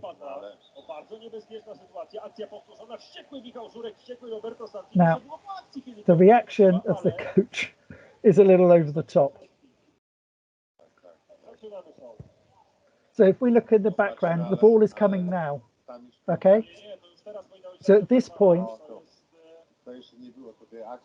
the line judge should have flagged the ball as soon as it went past them, or any of the line judges could have flagged that ball coming onto the court. The second referee could have seen it bouncing onto the court. As a first referee, it would have been in your peripheral vision. You might have noticed it moving.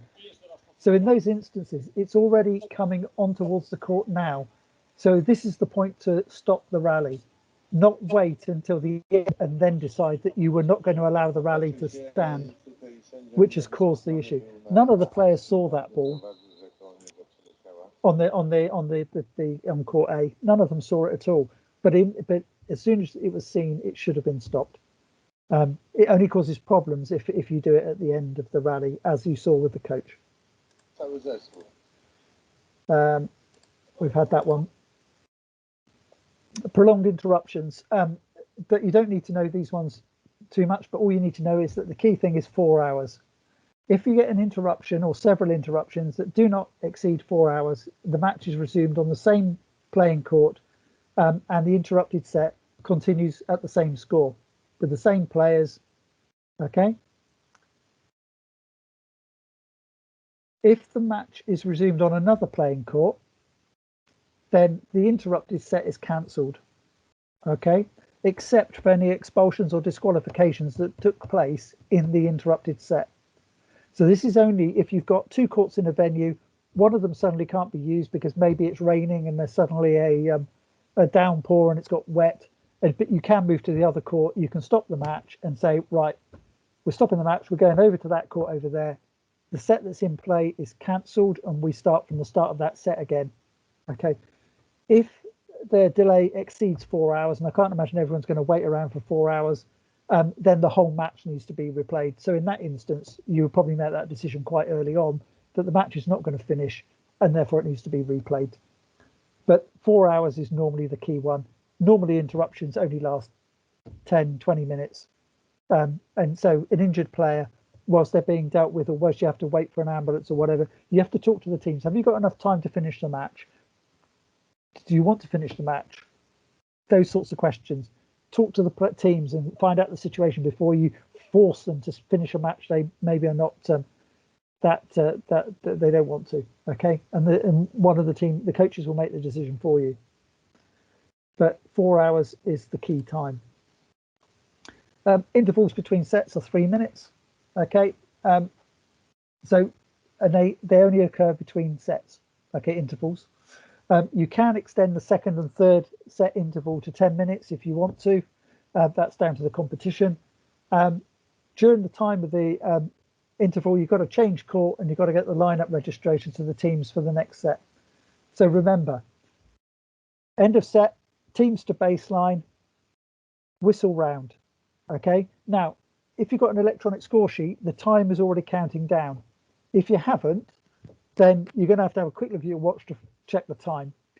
It's 3 minutes from the last point of one round to one set to the starting point of the next.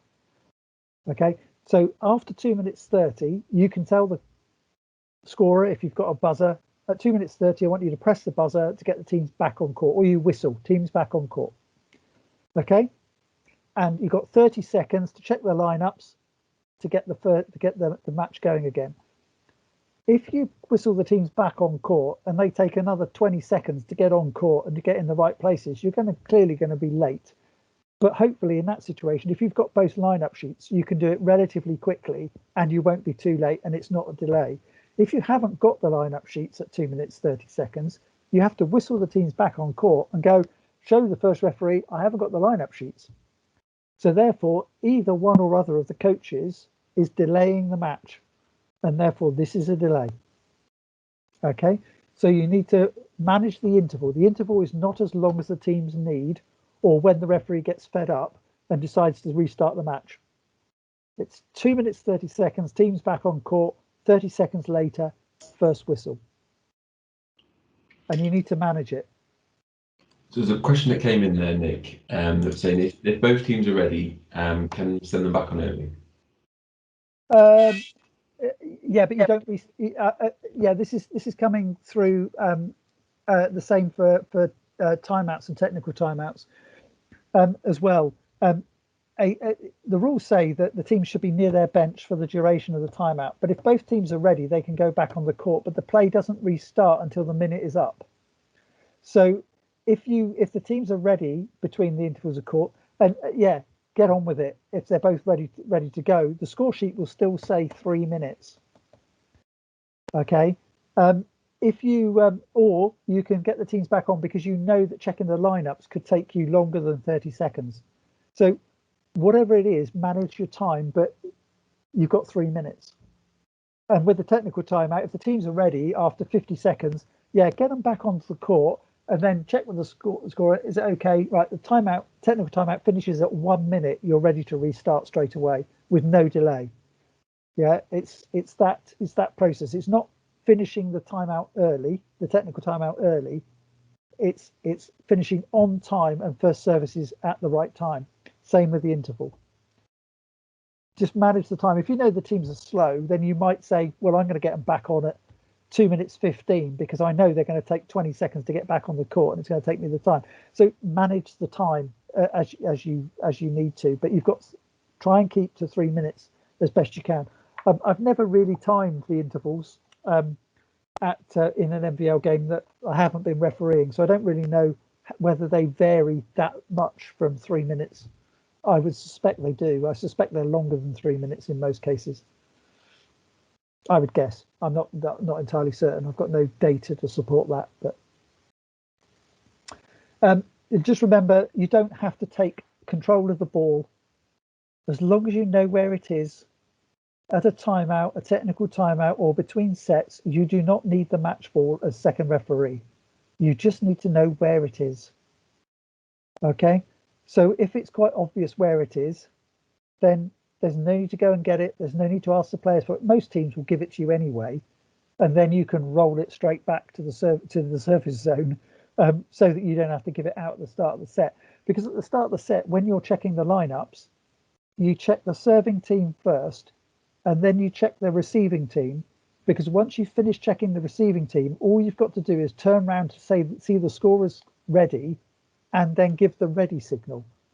You don't have to go from one court to the other court and back again. You don't have to give a ball to someone. You check the serving team, you check the receiving team, scorer's ready. Let's get on with it. That's your process. So there's no delay coming from the referee when you're doing this.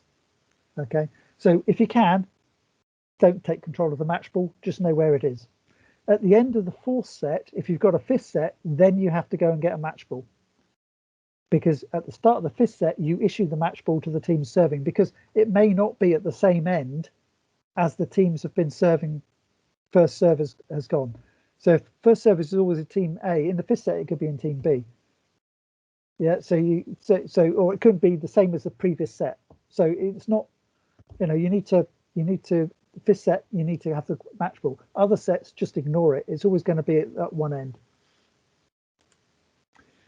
So those are the rules. We had a few a question come in from Tim. Really good. He says, as a second referee, if a player enters the substitution zone holding a paddle with his known number on it, should we wave him away, informing of his stupidity? Should it be recorded as an improper request, or should the first referee issue a delay warning if no delay has occurred? Okay. And then he goes on to say, as the second referee, I inform the scorer, assistant scorer, not to hit the buzzer if a player enters the zone with his own number, as they are usually in a better position to notice the faults before me. Absolutely correct. That is true for the scorer.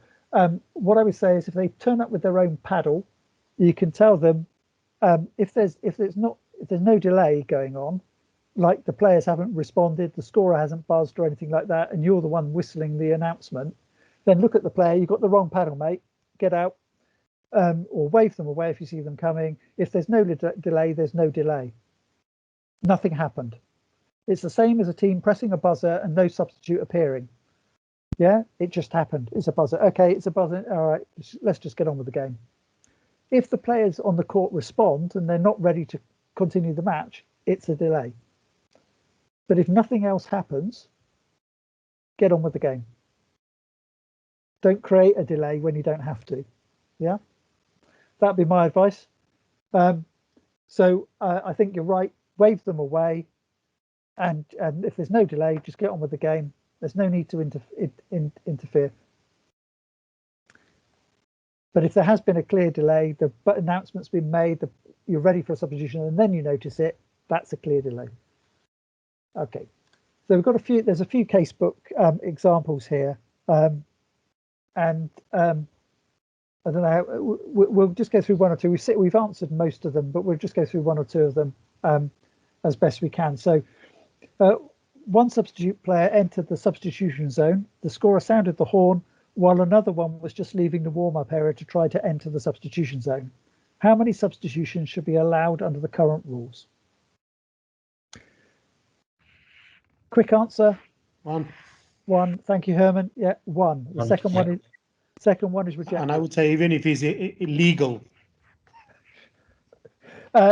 It's an okay, in this situation, if the first player comes in and you're dealing with that substitution and you say to the second player, stop, do not come in because I'm not accepting you as a substitute because you're too late, and they still step into the zone, it is technically an improper request.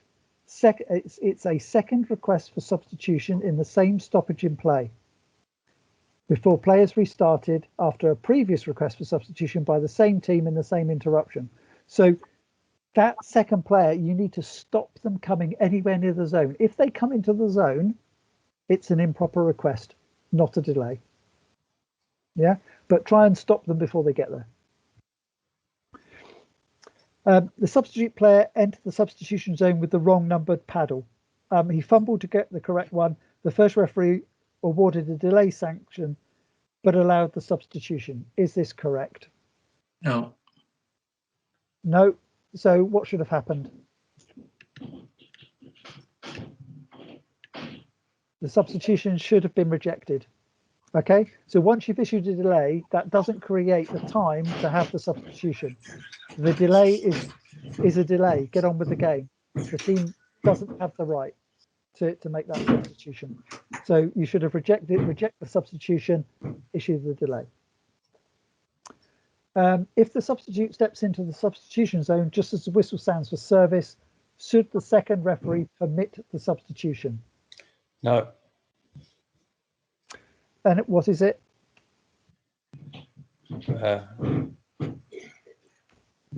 I'll just go for improper.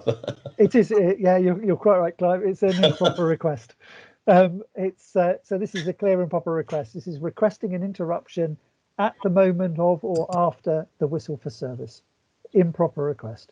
Okay. Now, you need to be clever here because it can easily turn into a delay.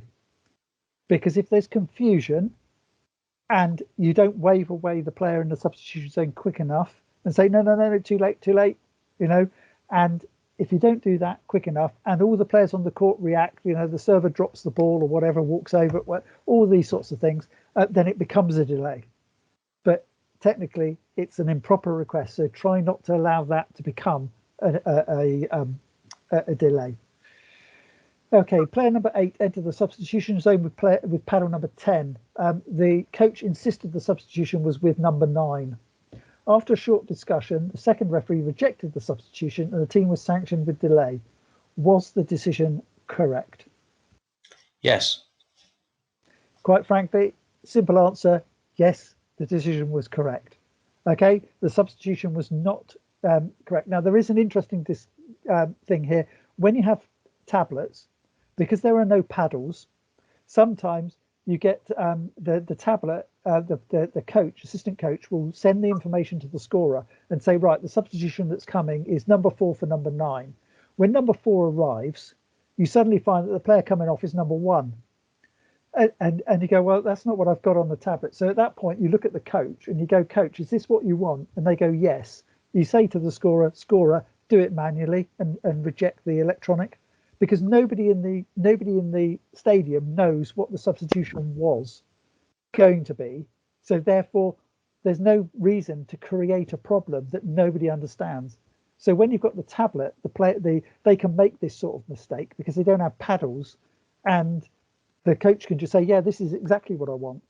And then the scorer does it manually. Whereas if you've got paddles, then you've created the problem, you've got a delay. So there's one thing that eScore actually, electronic eBench actually helps with. Well, did that one start as an improper request but turn into a delay because the coach argued? That's what I was thinking on that. Or was it just a delay anyway because he had the wrong paddle? I think Probably because it argued over it. Yeah, the casebook says because the player had the wrong paddle, this caused a delay. So they're saying that in order to make it right, they would have had to change the paddle, and therefore that was the delay, and therefore it's. Well, as I say, things have moved on now within the game, and if you've got electronic scoring in this situation, you just correct. You just say, coach, thanks for the information, and just get the scorer to put the right substitution in. Player number, it's not 4.7, it's the same. Sorry, copied the same one. Never mind. Player number 6 of A was disqualified and was legally substituted by number 7. This was the first substitution for Team A during the set, and there were 3 more players on the bench. During the next rally, number 7 became injured and was not able to continue. How do you resolve the situation?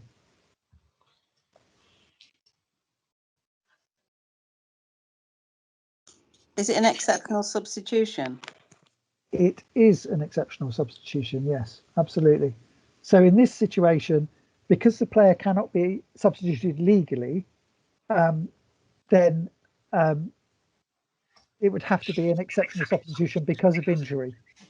Okay, so in this case, that is exactly what it would be. It's interesting that the worst thing that situation could be is if the team only had the one substitute, and that player is now disqualified, then or expelled, then the team would in this situation then we'd start through the injury process, and the team could be incomplete. I think the change that's coming is the fact that exceptional and expulsions and disqualifications, you can now substitute them exceptionally to make sure the team doesn't become incomplete, but we shall go through that at the time that we decide to put them in.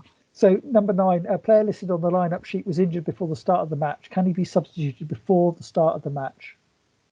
Yep. Absolutely. We cancel the first of their 6. Yep. So once the lineup sheet has been submitted, no alterations can be made. Yeah. So the lineup sheet, so in order to, the player is injured, so therefore they need to be substituted. So the substitution would be at 0-0.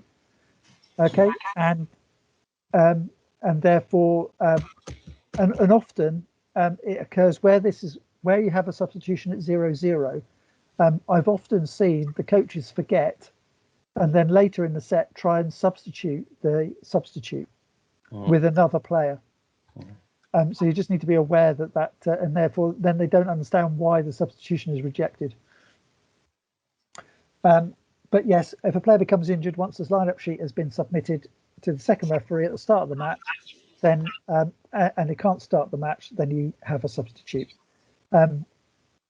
Quite clearly, and obviously that player can recover and come back into the match. Okay, because this is not an exceptional substitution. This is just the player has become injured in the warm-up, and they may at some point in the rest of the match consider themselves fit enough to play, so they can come back into the match. Okay, in that situation. Number 10, player of number 7 was found to be on the court when he should have been on the bench. Team A have used the allowable 6 team substitutions. Since there were no legal substitutions remaining, what is the proper procedure by the officials? Rather a strange setup here. You have to undo. Yeah. Yeah, I don't know what the Team A have used the allowable 6 team substitutions. Has any reference to this situation at all, really? You've got a player on the court who should have been on the bench. So what you have to do is you have to find out why is the player on the court and not on the bench. So is it an incorrect libero replacement, or is it a substitution when so one of the things would be to check that that all the substitutions were recorded correctly. Mhm. The other thing is to identify whether it was an illegal substitution. And if it's a legal substitution, then you have the rectification of point and service to the other team. Substitution must be corrected, and all the points scored by whilst that player's on the court have to be removed. But also you have the issue of being able to identify that. So if it's clearly from a substitution, then you know when it happened.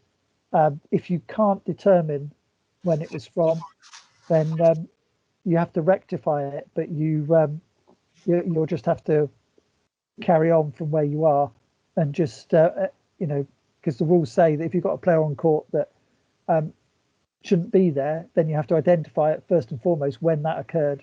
Now, if it was from a substitution, it should be relatively easy to work out when that player was introduced into the match, and therefore work from there. If it's a libero replacement, slightly more tricky, unless you've got electronic scoring, of course. So after Team B had used 5 substitutions, 2 substitute players enter the substitution zone. What is the prompt response of the second referee? So, anyone? Ask the coach which one he wants. Absolutely. Ask the coach which one he wants, and then you carry on.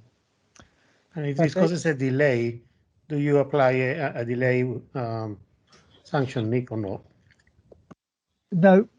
So what is the other player in the? So you've essentially got 7 substitutions. So what is it? No, you're right. Yes, that is the correct decision. But if you have to explain to the coach, for whatever reason that he missed that, so and if this causes a delay. Okay. Yeah. So in actual fact, this is an improper request. So you say to the coach, I showed you had 5 substitutions. You've given me 2. Which of these 2 is going to be your 6th? The 7th one is an improper request. Okay, and that's how you deal with it, and then you must make sure it's recorded. Okay. Or the first referee must know if they've already had an improper request that it must go to delay. A team requested 2 substitutions. When checking the substitutions, the score indicated that one of the requests for substitution was legal and the other was illegal. What is the response of the second referee?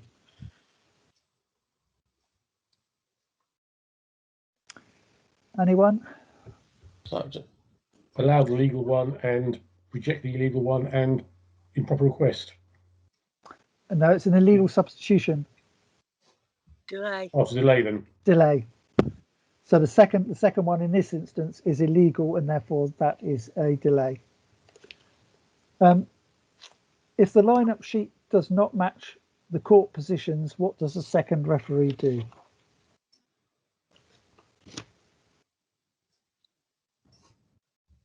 This is right at the start of the set, is it? Yep. Ty? Gets them to put the right team onto court or makes a substitution. Yeah. And this is one of the only instances that you would use the signal. Okay, to explain what's going on. The team wants to keep. So what's the process? If I've got number 7 on the court and I've got number 1 on the lineup sheet, how do I deal with that if the team says no, I want number 7? So what's the process? What would you do? What expect to happen? Ensure there's number 7 first on the team list and they haven't done it wrong, and then you must make a substitution. You can't alter anything because they've submitted it. Yeah, so what's the first thing you do after? Get that one.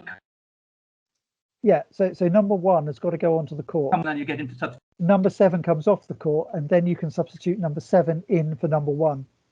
Okay, that's so you can't just go, okay, there's a substitution going on here without going through the process. You have to say no. The first thing is the team's lineup has to be corrected to the right positions. Then if you want number 7 actually to be on court, then you have to substitute them into the game. Yeah.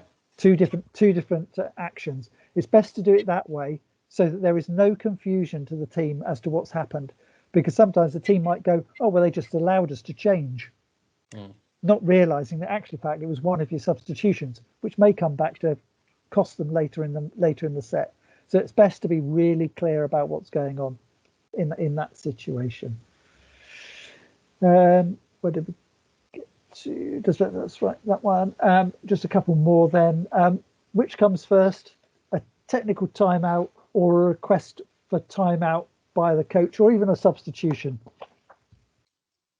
Technical, because it must happen as soon as you get to the 8 or the 16. Correct. So it's happened before anybody else can ask for one. Yeah. So if you've kind of forgotten that it's the 8th or the 16th, because it's not always the point where you're thinking, oh well, I've got no one's coming up. I'm not. Sometimes when you see players coming towards you or a coach going timeout or whatever, then sometimes the normal reaction is just to deal with the situation you've got in front of you, not realizing that the scorer might be a bit slow in calling the technical timeout. But as soon as you realize it's a technical timeout, then you go, right, this is not a timeout or a substitution, it's a technical timeout. And then we will deal with that at the end. Obviously, if it's a timeout that the coach wanted, he probably isn't going to want it after the technical timeout because he's probably run out of things to say. So it's only the substitution that you might come back to. But the coach, sometimes the coach might say, yeah, I still do want my timeout because I've got plenty more things to tell the team. Okay, the team captain is injured before the start of the match. How should this situation be handled? So let's split it into two. Let's say the team roster has been signed. Okay, so normally in international matches that takes place at 30 minutes before the start. So right at the start of the warm up. In the MVL, it takes place at after the toss at 14. So let's say that it takes place before the score sheet is signed as situation A, and let's say it takes place after the score sheet is signed, situation B. Is there a difference between how you would deal with it? Yes, because if they haven't signed it, you can change your captain up until the moment they come to do the toss. Yep. So if she's injured before they do the toss, you can put anybody in if you want to and just say you want to change the team sheet. Is there anybody that you can't use? The libero. Okay, so that rule will change next year. At the moment, yes. So next year the libero can be used as the captain of the team. Okay, so that's a rule change that's coming. But at the moment, you're quite right. Anybody except the libero can come in. So it doesn't really. At that point, all you're going to do is just change the roster, the player that's circled on the roster. And you're going to put them to the right player, or if it hasn't been circled yet because you don't know who the captain might be, then obviously the score sheet will not show anything. It would just assume that player was always the team captain. If it happens after the toss and the score sheets have been signed, then what happens? Would you put a note in the comments in the remarks section and circle the new captain? I don't know how you delete the old captain. Well, you wouldn't, because they're still the captain. The coach would have to appoint a game captain for the whole duration, presumably. Correct. Thank you, Rita. That's exactly what would happen. There is no need to change the captain because the captain is still the captain. Unless the captain had to go elsewhere, the hospital. If the captain has to go elsewhere, then clearly they won't be there to sign the score sheet at the end. So in that situation, you would make a remark on the score sheet as to either why somebody else had signed it or why it was unsigned. So as long as the first referee wrote on it, the captain was absent at the end of the match due to injury, then you could write, then that would suffice. But Rita's quite right. You just appoint a game captain that would obviously take over the captain's responsibilities. So if the team captain is number 10, and let's say he's off in the change rooms laying down with a headache, you'd have to nominate numbers, or you wanted to nominate number 6. You just put remark and those remarks in those comments in the remarks section. But you probably wouldn't need to make any remarks at all if the captain was able to sign the score sheet. It's only if the captain's not able to sign the score sheet would you actually have to make a comment on it, because the score sheet would just show that the captain didn't play. I mean, effectively, it's no different to substituting the captain off the court. But you have to have a captain on court, don't you? Yeah, but the coach would nominate a game captain. Yeah. So when the captain's off the court, you ask the coach who's going to be the captain on the court, coach. And the coach would then pick one of his players, yeah. So, but you wouldn't note that somewhere that number 6 is now the captain. No, you don't need. The first ref will need to know that, obviously. But well, the difference here is between the fact it's not the team captain. We're differentiating between a team captain and a game captain. Clive. Yeah. Oh, I don't understand the difference then of those two: team captain and game captain. Okay, so the team captain is the team's captain that takes part in the toss. The game captain is the captain of the team on the court.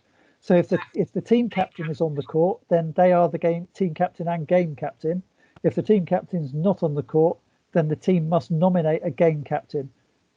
Okay, and then it's up to the second referee to indicate to the first referee who that player is, so that the first referee knows which player can talk to them and which players can't. Yeah. So if the team captain's on the bench for the second set, game captain. So if you're on the court, you called a game captain. I didn't know this. Yeah, so if you get a lineup sheet that doesn't. I've only ever had one. It must be one the same for me. Team and game is the same bloke. But, if you have a lineup sheet that's given to you that doesn't include the captain's number, then you would before the start of the set, then it's easy just to walk to the coach and say, Coach, who's going to be the game captain? Yeah, agreed. Yes. If the game captain has already been nominated in the first set, when you get to the second set, there's no real need to ask the team who the game captain is, because it's more likely to be the same player. It's only if you just say to the coach, is it the same player? Yes, right, get on with it. If that game captain comes off for a substitute and they have to nominate another game captain, and then the original game captain is then substituted back into the match, they do not assume the game captain's rights again. No, I agree. Okay, yeah. Yeah. So the last player nominated as game captain retains those rights until they leave the court. So a player that's game captain who goes off and then comes back, they don't sort of usurp the player that was game captain whilst they weren't on the court. The only person that can do that is the team captain. So is a game captain if the team captain didn't play the second set and number 10 was nominated as game captain, number 10 circled on the lineup sheet? Well, no, you don't need to, because you don't need to indicate who the captain is on the lineup sheet. The lineup sheet will just have 10. And then so all you would do is just look at the lineup sheet and go, well, I know my team captain is number 1, whatever. They're not here, so therefore somebody else must be the game captain. Okay. Yeah. I also find that I think if the the team captain's a middle player, I'll ask the coach before the start of the match, when the middle player goes off for the libero, who's going to be the game captain in that instance. It makes things a bit easier and quicker. Yes. So and then you know that when the team captain's off, it's always hopefully they've picked a player that's going to be on there for the length of time. Normally the other middle or the cap or the setter or something, and they don't go and pick a player they're going to substitute in 1 point's time or something ridiculous. which good point. Good point. I have done games where I've had about 3 or maybe 4 or 5 different game captains in a set, because the coach keeps picking a player that he then replaces 5 minutes later. It just makes things interesting. I also love it when you say to the coach, who's the game captain? We sort of look around and go, I don't know. Number 5. It's caught me that one because all these years of playing volleyball, I've never, whoever is captain in, or later becomes captain for the set. We've just referred to him as captain. Never thought of it as game captain and team captain, but I see the difference. Yeah. Okay. Just a couple of quick ones there. Delays we're on to now. Prior to the start of the third set, the first referee whistled the teams to enter the court. One team did not react. When they were too slow to respond, the first referee issued a delay warning to them. The team then entered the court. Was this the appropriate action of the first referee?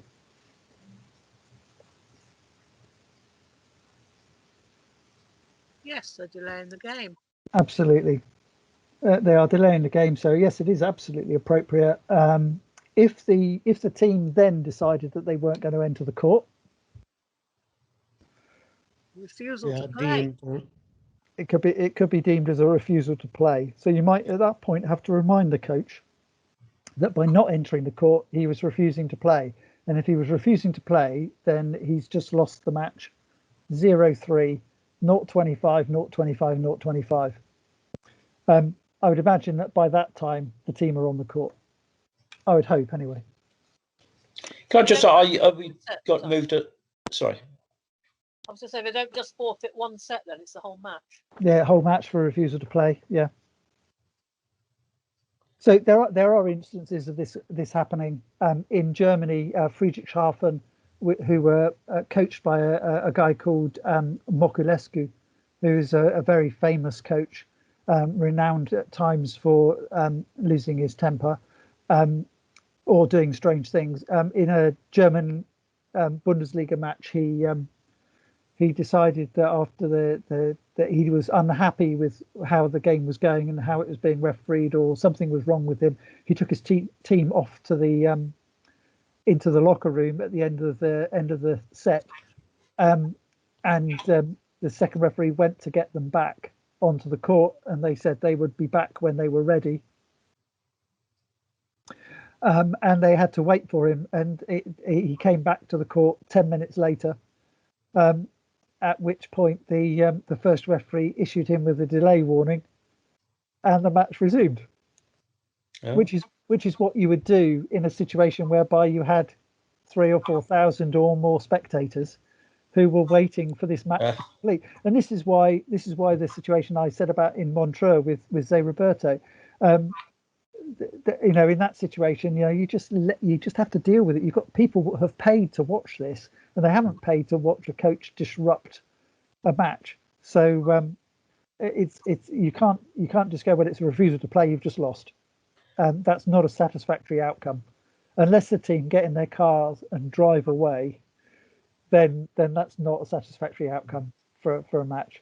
And the other team might complain, and they might put in a, but then again, that'll be up for a disciplinary or a jury panel to work out whether the team that has caused the problem should have any other sanction applied to them, and they may lose the points or whatever. So it's but as referees, don't create a situation or just allow a situation to say, look, come on, let's finish the match. Let's finish the match, and it's a delay.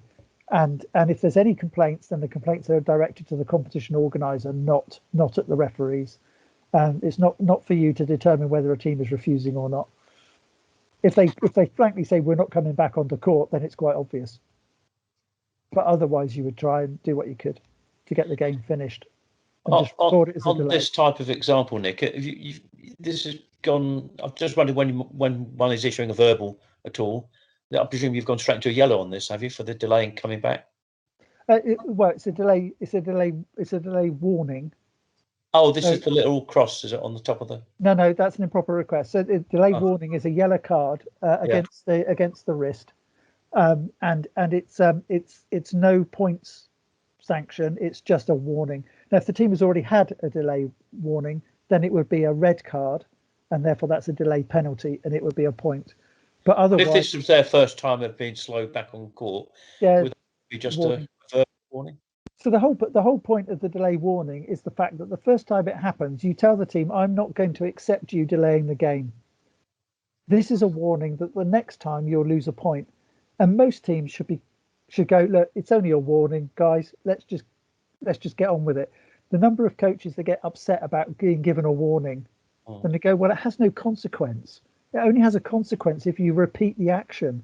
Yeah. So don't be afraid to use delay warning to tell the teams, look, I am not messing about. We are not going to have you dictate that there is going to be 30 seconds between each rally because you're going to huddle, mess about with the ball, keep tying your shoelaces, check the court for spots and wets and all this sort of stuff. You're not having any of that, you know. So have we moved away a little bit then from verbal sort of initial warning or suggestion to the captain to talk to his team about getting back quickly or whatever? That's only that you've got a verbal warning for misconduct, minor misconduct and misconduct sanctions. Delays are not misconduct.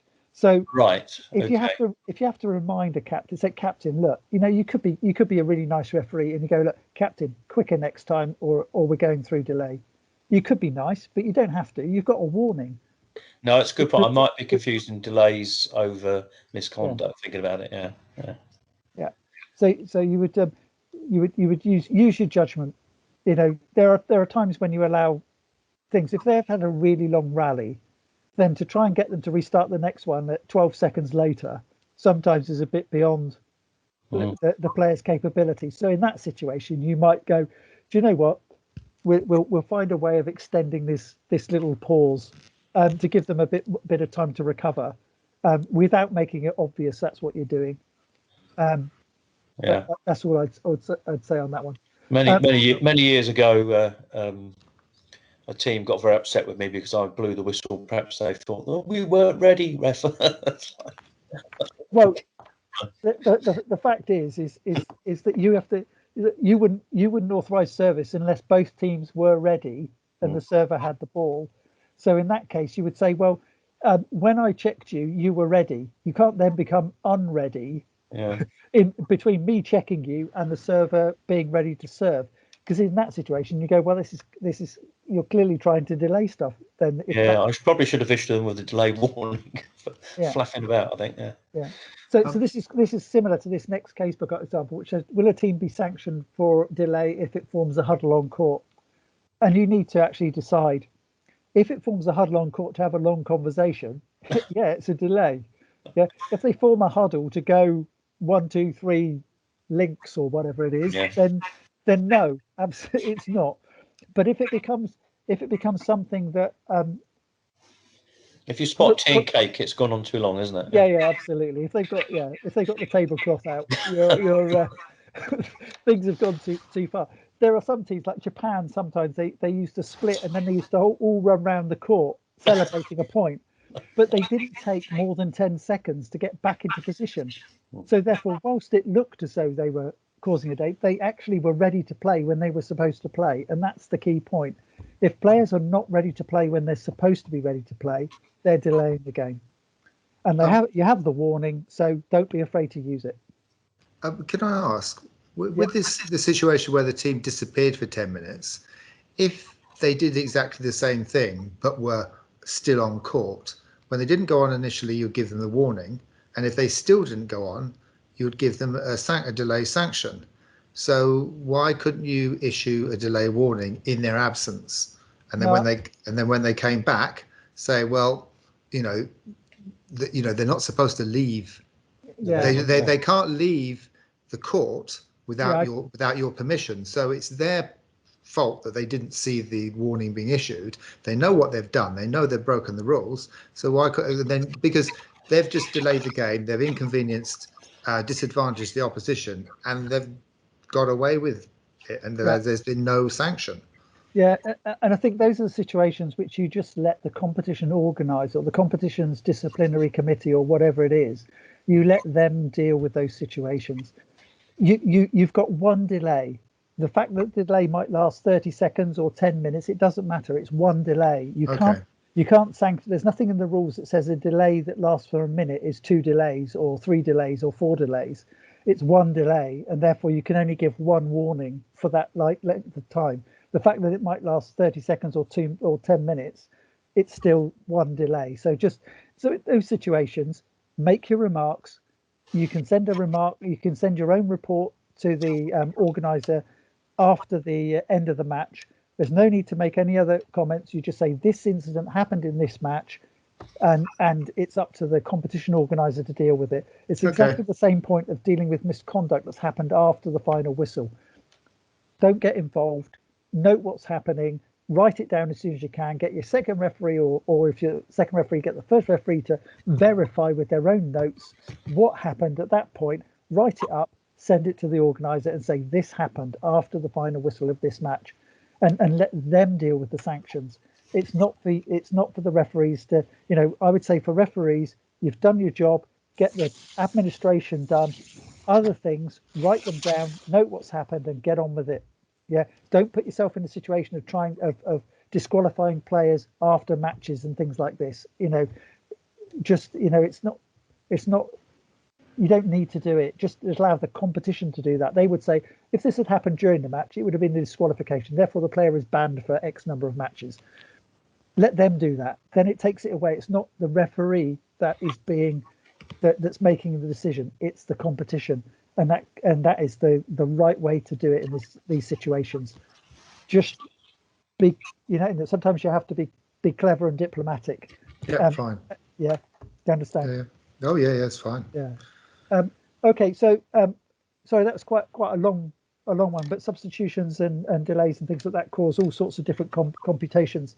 I always used to joke that we used to have a very excellent referee, tutor, and assessor called Dennis Labrie with Volleyball England, and he always used to come up with the questions like, what would happen if the roof blew off the sports centre and things like this?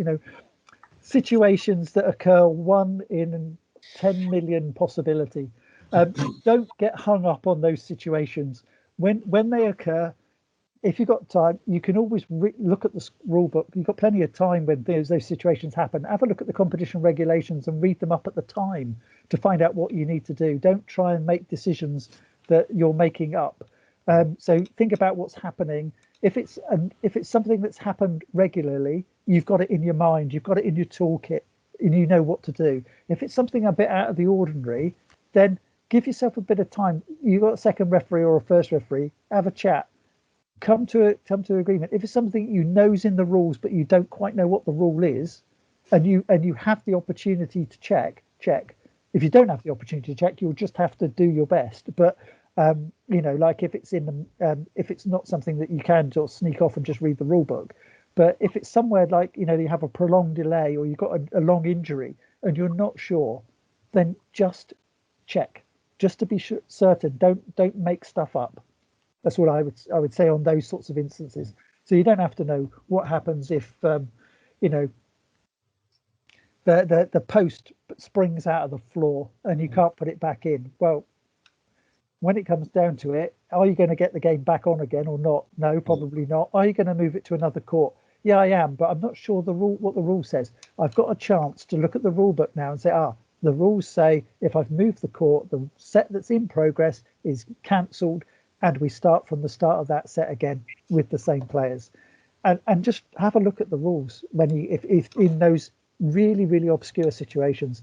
Don't try and make them up. That's what I had. I hope it was informative. It's great that so many of you have joined us again. Thank you for those that you have a clear interest in the rules and what the rules are trying to say. They are sometimes ambiguous and sometimes not clear.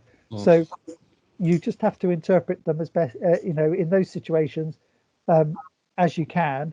And if you're wrong, and sometimes I'm wrong. Clearly, I was wrong slightly earlier when Di pulled me up on that one, which was absolutely right. The rules actually give you that information, or the guidelines in this case gave us that information to know. So I know now quite clearly in future, a stopped rally, you cannot have a timeout or a substitution except for an injured player.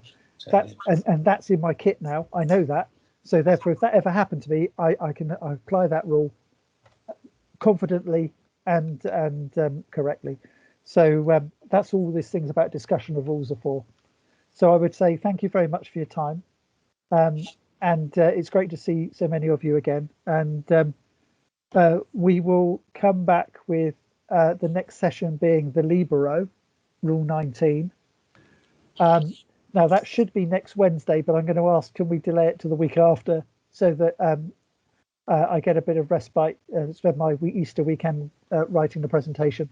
Have a look at the libero rules. There's a lot around it. There's a lot of etiquette going on, and there's some very strange situations around when you can replace a libero and when you can redesignate a libero. So have a look at the redesignation rules, particularly when a team has two, because they are complex, and it's one area where you need to know what happens if something happens to the second libero. So the first libero, something happened to them, you've dealt with it. Now something happens to the second libero. Oh dear, what do I do now? So just have a look at those if you can. If not, we'll discuss it next time. Thank you very much for your time, and yeah, great.